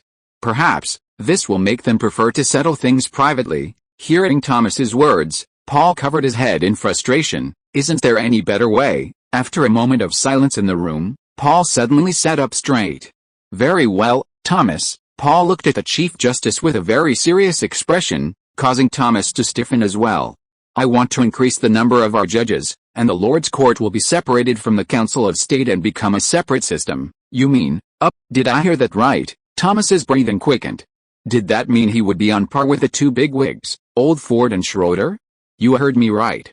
I'm asking you, if all cases are handled by the Lord's Court, how many people will we need? It's hard to estimate, because it's never been done before.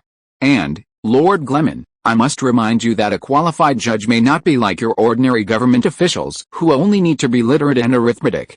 He must have meticulous logical abilities and be familiar with various legal provisions, which may require years of training. Time is needed. Paul tapped his fingers on the armrest. How he wished he could achieve this in one fell swoop. All right, but the reforms must begin now. I've decided to establish one or more small circuit courts as soon as possible to conduct inspections throughout the region. They must go deep into the countryside to check for wrongful convictions and ensure that the Lord's authority is instilled in everyone's hearts, rather than blindly following the local bullies. Go back and give me a plan immediately. Yes, Lord Griles, Thomas thought to himself, a circuit court? That's going to be a tough job. Furthermore, the power to sentence to death is to be withdrawn. Even if there is clear evidence that warrants execution, the detailed records of the interrogation must be submitted to Lockahert Town for review by the Lord's Court before a verdict is handed down. Good, Thomas wholeheartedly agreed with Paul's decision. Chapter 422 Trial. In late October of the year 1994, Sacred Calendar, a biting wind swept across the northwestern bay. In an open area near the village of Totter, a lightly dressed cowherd carefully tended to his cattle. Not far away, an old cow wagged its tail, and with a clatter, a large pile of greenish-brown dung fell to the ground, resembling a steaming haystack. The cowherd's face lit up with joy. Without hesitation, he ran over and dipped his bare feet into the dung heap, instantly feeling the world warm up. Just as he was basking in this rare happiness, the sound of rapid hooves echoed from the distant road, accompanied by billowing dust. A troop of knights galloped towards Totter village. So well dressed, the cowherd thought, they must be from the city. Are they Lord Fubin's friends from Port Fulin? As he pondered this, the knights approached. They stopped, paused for a long time, and seemed to be discussing something. Suddenly, one of them rushed towards him, startling the cowherd. He hadn't provoked them, had he? He froze, unsure how to react. Hey, you there, the approaching knight shouted. Me? Are you calling me, sir? The cowherd pointed at himself. The black-clad knight scoffed. Of course I'm calling you, the cows, right? All right, Then he noticed the cowherd's method of warming himself up. Good heavens, what was this country bumpkin doing? He suppressed his discomfort and frowned, asking, who are you here? The cowherd trembled, partly from the cold, partly from fear. I am a farmer living here. Is this cow yours? No, it belongs to Lord Fubin, HMPH. A mere country gentleman without a title dares to call himself lord. How arrogant. Is that fellow in the village? It seemed he was here to cause trouble for Lord Fubin. The cowherd had already sensed the visitor's ill intentions. It was best to stay out of the affairs of important figures. He should be at home right now. The cowherd pointed to the large mansion located in the very center of Totter village. The black-clad knight turned his horse and returned to his group. Lord Hayden, that Fubin should be at home. Let's rush in and arrest him. No rush. The head of the public security department, who had personally led the team to Totter, stroked his mustache. Wait until everyone else arrives before making a move. Make sure to create a huge show of force. Let everyone witness Lord Gleman's thunderous wrath. Ruth Hayden's words had barely faded when a troop of officers approached from afar. The officers, all dressed in matching black uniforms, were a police force belonging to the public security department, and they were jogging along, panting. Seeing his troop arrive, Ruth Hayden turned to one of the men beside him and said, Lieutenant Makarov, you keep a close eye on things. We'll give our brothers in the army an explanation later. Makarov didn't speak, but silently saluted him. News of the events in Totter village, at Paul's behest, had reached the army, causing widespread outrage. For the lower-ranking soldiers, it seemed as if they saw a potentially tragic future for themselves and their families, if those who committed such crimes went unpunished. Fortunately, their commander was Paul Gleman, and the Count had assured them that the matter would be dealt with seriously. Soldiers petitioned to participate in the arrest of Fubin, but the count refused their requests, only sending a few representatives to observe Fubin's trial. Makarov, now a platoon leader, was one of them. The villagers of Tatar witnessed a scene they never dared to dream of. A large group of people dressed in uniform black surrounded Fubin's mansion, inside and out. "How dare you? Do you know this is?" "Ouch!" The servants and guards tried to intervene, but were immediately pinned to the ground and bound hand and foot. The men in black brandished gleaming swords, ready to draw blood at the slightest provocation. At the gate, Ruth Hayden, mounted on his tall horse, addressed the villagers who had boldly gathered in the distance. "Law-abiding villagers, I am Ruth Hayden, head of the Public Security Department of Lord Paul Gleman. I am here not for any other reason than to uphold justice. Lord Gleman has investigated the matter of Fubin's encroachment on the land intended for the fallen soldiers' compensation. Today, I and the judge sent by the Lord's court will hold a public trial here to try this criminal." Hearing Hayden's words, the villagers were stunned. "What? The Lord is going to uphold justice for us peasants?" Soon, several ragged men and women ran out, knelt before Hayden, and cried out, "Long live Lord Gleman!" Makarov immediately dismounted, helped them up, and repeatedly comforted them. Ruth Hayden looked at them, thinking, it seems these are the victims of this incident. Just as Hayden was addressing the onlookers, chaos erupted inside Fubin's mansion as people were being dragged out, their hands bound. The last to be brought out was the culprit of the incident, Fubin himself. He was carried out, the old man completely drunk and utterly bewildered. "Huh. What new drama is this? So many people." Hiccup. Ugh. Hayden dismounted, pinched his nose, and grabbed Fubin's collar. "Fubin, you've been caught." "Caught? What's been caught?" The dazed landlord was clearly unaware of the impending disaster. HMPH, Hayden disgustedly tossed him aside and ordered, "Gather the entire village." The public trial begins immediately, and so, in the village's threshing ground, an unusual trial began. The judge, who had accompanied the police, first listed several charges against Fubin for his misappropriation of the welfare land, including abusing his status as a tax farmer, usury, and bullying the families of martyrs. Then the judge loudly announced that everyone present should testify against Fubin. A man rushed forward from the crowd, dressed in a patched priest's robe. It was Father Hershey, the village priest Paul had met in Flanders that day. He trembled with excitement at the prospect of a public trial for Fubin. Earl Greyman had not disappointed him, and finally, the bully could be brought down. Seeing that no one responded to the judge's call, he stepped forward in a fit of anger. "Villagers, trust the Lord's court. Speak out if you have any grievances," but still, no one dared to step forward. Then, a turning point occurred. The judge announced that, according to the Lord's order, Fubin's land would be distributed among the landless and land-poor families in the village, and those who could expose Fubin's crimes would receive more land. The entire crowd erupted in cheers. The public trial instantly transformed into a plea meeting, and long-buried crimes were brought to light once more. Upon hearing that their land was to be divided, Fubin's family protested loudly, demanding to see the Lord and plead their case, but no one paid them any attention. Finally, the judge quietly asked Hayden, "What do you think should be the sentence?" Hayden snorted, "Sentence him as Lord Gleman said." Before coming, Paul had instructed that if Fubin's crimes were limited to what was already known, he should be spared, but if anything more, even the slightest, he should be executed. However, based on the findings of the recent plea meeting, several cases involved murder with conclusive evidence. Soon, still heavily intoxicated, Fubin lost his life in a daze.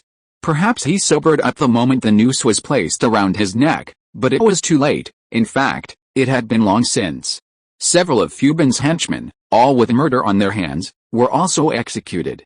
Fubin's other family members or servants, those with illegal acts, were punished according to the severity of their crimes. The others were all dismissed or reduced to ordinary local villagers. In short, this family, which had been glorious for countless generations, was utterly destroyed. The public trial ended amidst shouts of praise for the Lord.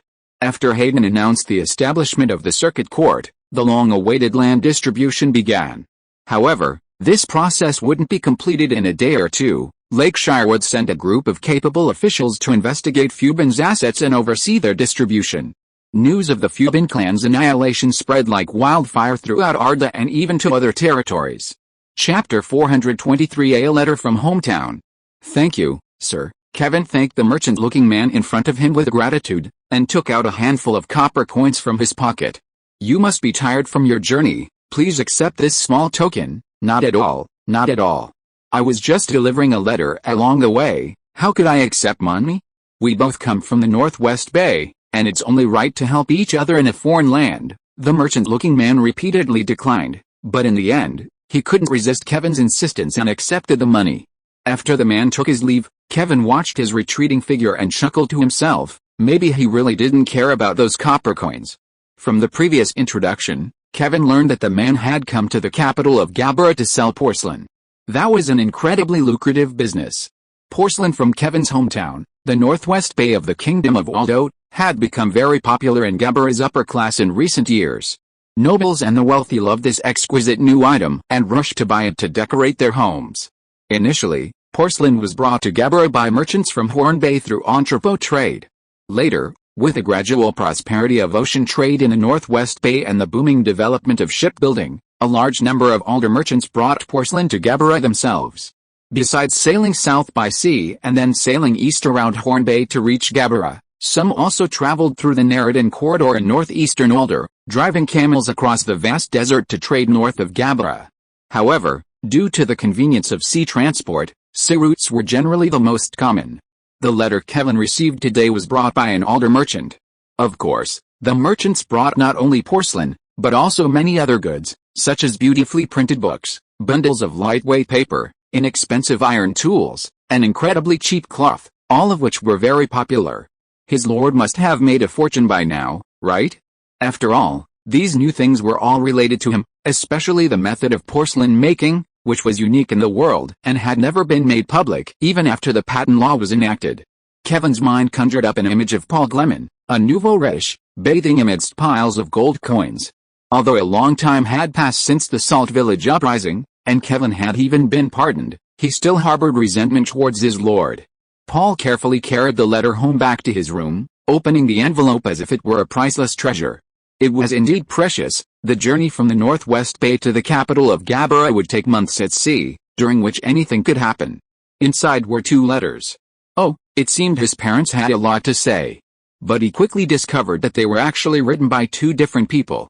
The neat handwriting and style made it easy to identify. The one with neat handwriting was from Kevin's neighbor's child, while the one with messy handwriting was from Kevin's father. To promote education throughout the territory, Lord Gleman began to promote the advanced educational experience of Lake Harttown to other places, and schools were being built in various places under the control of the State Council. Education targets not only children but also adults. To avoid disrupting production, adult education is primarily scheduled at night, known as night school. Although night school only teaches basic literacy and simple arithmetic, Kevin believes it has already greatly benefited his people, as exemplified by the letter he holds in his hand. A year ago, his parents, who could barely read, had to ask the neighbor's child, the writer of the other letter in the envelope, to write to him. That child was receiving a more formal education at the Lord's school. Now, his father can write to him himself, albeit with crooked handwriting and numerous spelling errors. This is the aspect of Lord Gleman that Kevin admires. Unlike other lords in the Northwest Bay and even throughout the Alder Kingdom, who believe the people are inherently stupid or even better off being stupid, Lord Gleman educates, enlightens, and even uses almost coercive methods to rid his people of ignorance. Kevin excitedly unfolded the letter his father had written. Unsurprisingly, it was overflowing with the family's longing for him. Even though the writing was rough and the language unadorned, it still brought tears to Kevin's eyes. After reading his parents' letter several times, Kevin finally opened the letter from the neighbor's child. It was from a little guy named Hicks. Oh, perhaps little guy wasn't appropriate this year. He was only 2 years younger than Kevin and had always followed him around when they were younger. When Kevin was being taught by his senior in Mondstadt back home, he would always share what he learned with Hicks, both to solidify his own understanding and to satisfy his own desire to share. This gave Hicks a good foundation, and he always ranked at the top of his class in the Lord's school. Therefore, Hicks was very grateful to Kevin, and whenever he wrote for Kevin's parents, he would include long passages of his own thoughts. Now that Kevin's parents could write letters themselves, Hicks still wrote one himself and enclosed it in the envelope. After the warm greeting at the beginning, the second half of the letter piqued Kevin's interest. Dear brother Kevin, as you requested, and I am eager to share with you the developments in our homeland during this time. As I mentioned in my previous letter, the State Council continues to implement a series of measures to develop the territory's economy, strengthen urban infrastructure and road construction, building mills, improving water supply, and increasing mineral and metal production. In addition to the Earl's inventions, traditional items such as wine, flax, and cotton are also seeing rapid increases in production. These changes have attracted a large number of people from other places to settle under the Earl's rule, including some who migrated from Horn Bay. Among them are many scholars, mechanics, naturalists, alchemists, now they should be called chemists, and medical heretics who clamor for autopsies every day. The Earl has spent a lot of money to recruit and settle these people. In recent years, he seems to have developed a particular interest in chemistry, alchemy, organizing his chemists to compile many textbooks and opening related courses in various schools. The people at the school take every step of a chemistry experiment seriously. They carefully observe various liquids, plantings, material sourcing, solvent mixing, and experimentation with different substances, collecting and comparing experimental data. To provide a sufficient quantity of experimental equipment, a specialized industry has even formed. With men and women from across the entire territory seemingly involved, under the Earl's leadership, the researchers agree that nature is concrete, manifested in experimentation and observation, rather than in abstract, generalized knowledge. Kevin felt a pang of emotion upon reading this. Interdisciplinary collaboration emerged, such as between chemistry and pharmaceuticals. The Medical Reformer Ward of Port Foland had a large following, which directly contributed to the booming development of medicinal chemistry. They began to learn from butchers, fishmongers, spice merchants, jewelers, and dyers, studying their respective skills and even adding fired ochre clay to medicines. The pharmaceutical process not only requires hands-on work but also the use of all human senses. Materials include various kinds of natural substances, and sometimes, according to personal preference, human urine can be added. The entire pharmaceutical process requires people's personal participation, experimenting with a wide variety of natural substances, and some formulas may even be obtained from people, such as the aforementioned urine. Chapter 424 Part-Time Job. Oh my God, Kevin exclaimed, covering his mouth in astonishment upon seeing the relentless methods the chemists of the Northwest Bay used in their explorations. But in truth, he quite envied the academic atmosphere described in the letter. Although being in the academic tower in the capital of Gabella had broadened his horizons considerably and certainly increased his knowledge, Kevin felt that the scholars there still focused on breadth rather than depth in their research. He continued reading. Relying on the increasing number of talents at the Weiss Academy, Lord Gleman invested heavily in establishing 5 major laboratories. The first was the chemistry laboratory, followed by the biology, metallurgy, geology, and power engineering laboratories. The latter 3 might not be clear from their names. Our teachers say the metallurgy laboratory is for researching how to better extract valuable metals or other substances from ores and process them. As I understand it, it's probably iron and copper smelting. Hell, I never thought the work of blacksmiths would become a legitimate field of study. The geology laboratory's main task is currently exploring underground minerals, something that used to be the work of miners. As for the power engineering laboratory, it studies how to better replace human labor with machinery, such as water-powered bellows and water-powered spinning machines. The person in charge is said to be the famous mechanic Guy Burns. These all seem closely related to people's livelihoods. Wait, metal smelting? Mineral exploration? Is the Northwest Bay in high demand for metals right now? Kevin frowned. Was Earl Gleman perhaps building weapons, and then, starting a war? He shook his head. The Earl shouldn't be that kind of person. The Lord has dispatched 3 fleets, heading north, west, and east respectively. Besides exploring the New World, they have another mission, to verify whether the earth beneath our feet is round. Wow, this is an unprecedented undertaking. Wait, no, perhaps others have tried before, but failed and left no record in history. Kevin continued reading the last paragraph of the letter. This paragraph described a recent case where the Lord's Court executed a wicked country gentleman and used this as a basis to set a cap on interest rates for private lending. Anything exceeding the cap would be considered usury and severely punished. Good news. Kevin couldn't help but excitedly slam his hand on the table. Having grown up as a commoner, he had witnessed too many cases of families ruined by usury. His resentment towards Earl Gleman temporarily vanished. Kevin carefully folded the 2 precious letters, put them back in the envelope, and then placed them in an exquisite wooden box. Sigh, if only the Earl could extend his telegraph line to the capital, Gabella, but that was just wishful thinking. Not only were Gabella and Aldo separated by a vast desert, but even if a telegraph station were built here, he couldn't afford it. Currently, the main purpose of the telegraph was to transmit military and political information and high-value commercial intelligence. Perhaps I should return to the Northwest Bay after I've completed my studies? But staying with my teacher is also good, it's what he would have wanted. I can bring my parents over then. Dong! The melodious chimes of the capital's clock tower interrupted Kevin's thoughts. The clock struck twice. It was already 2 in the afternoon. Time to visit my teacher.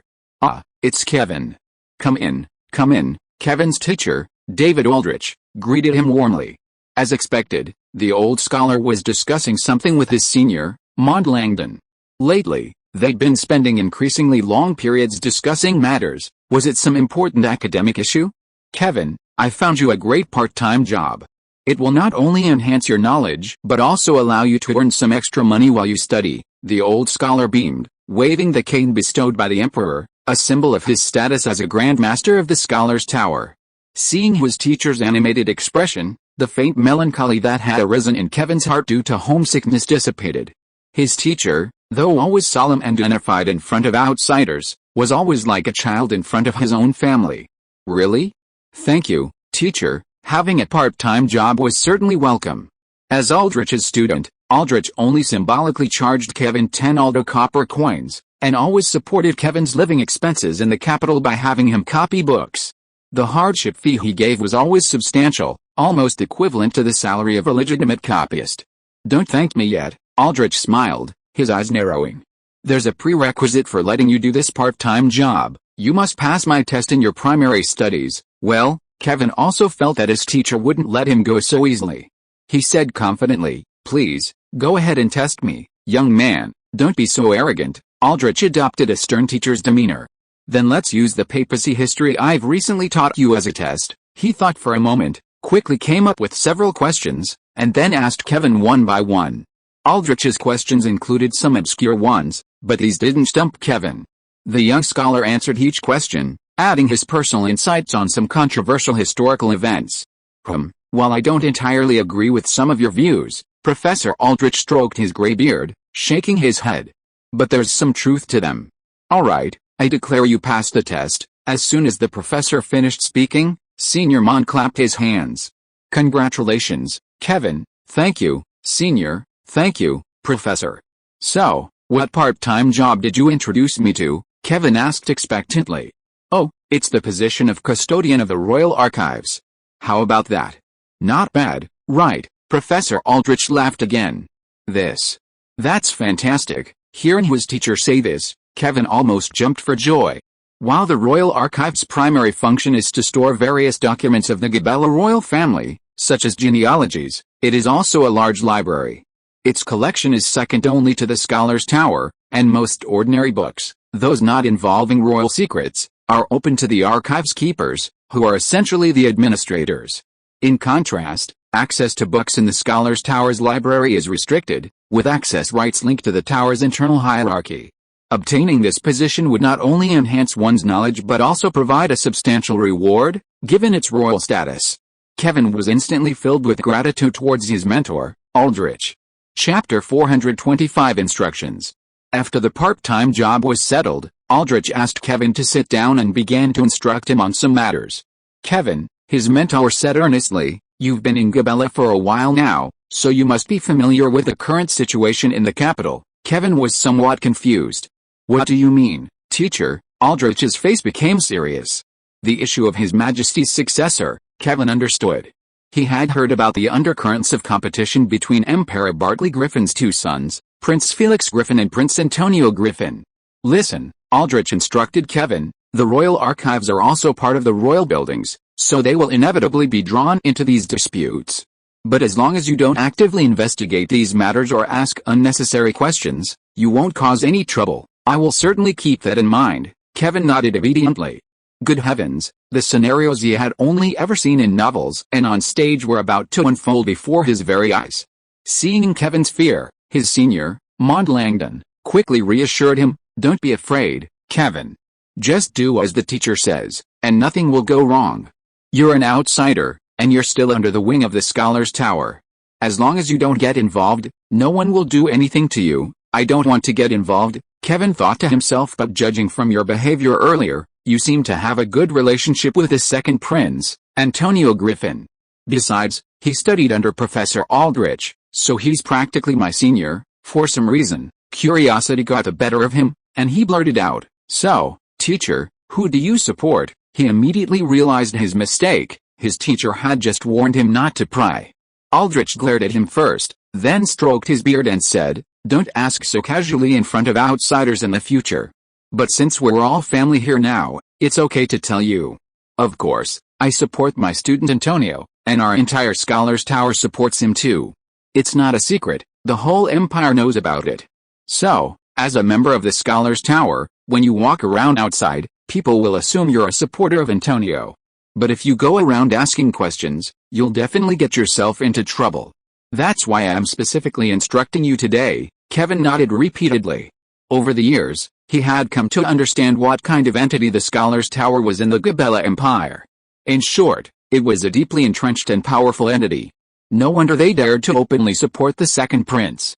Even if they chose the wrong side, the new emperor wouldn't use the people in the Scholar's Tower as a pretext to establish his authority. At most, he would reduce some financial support.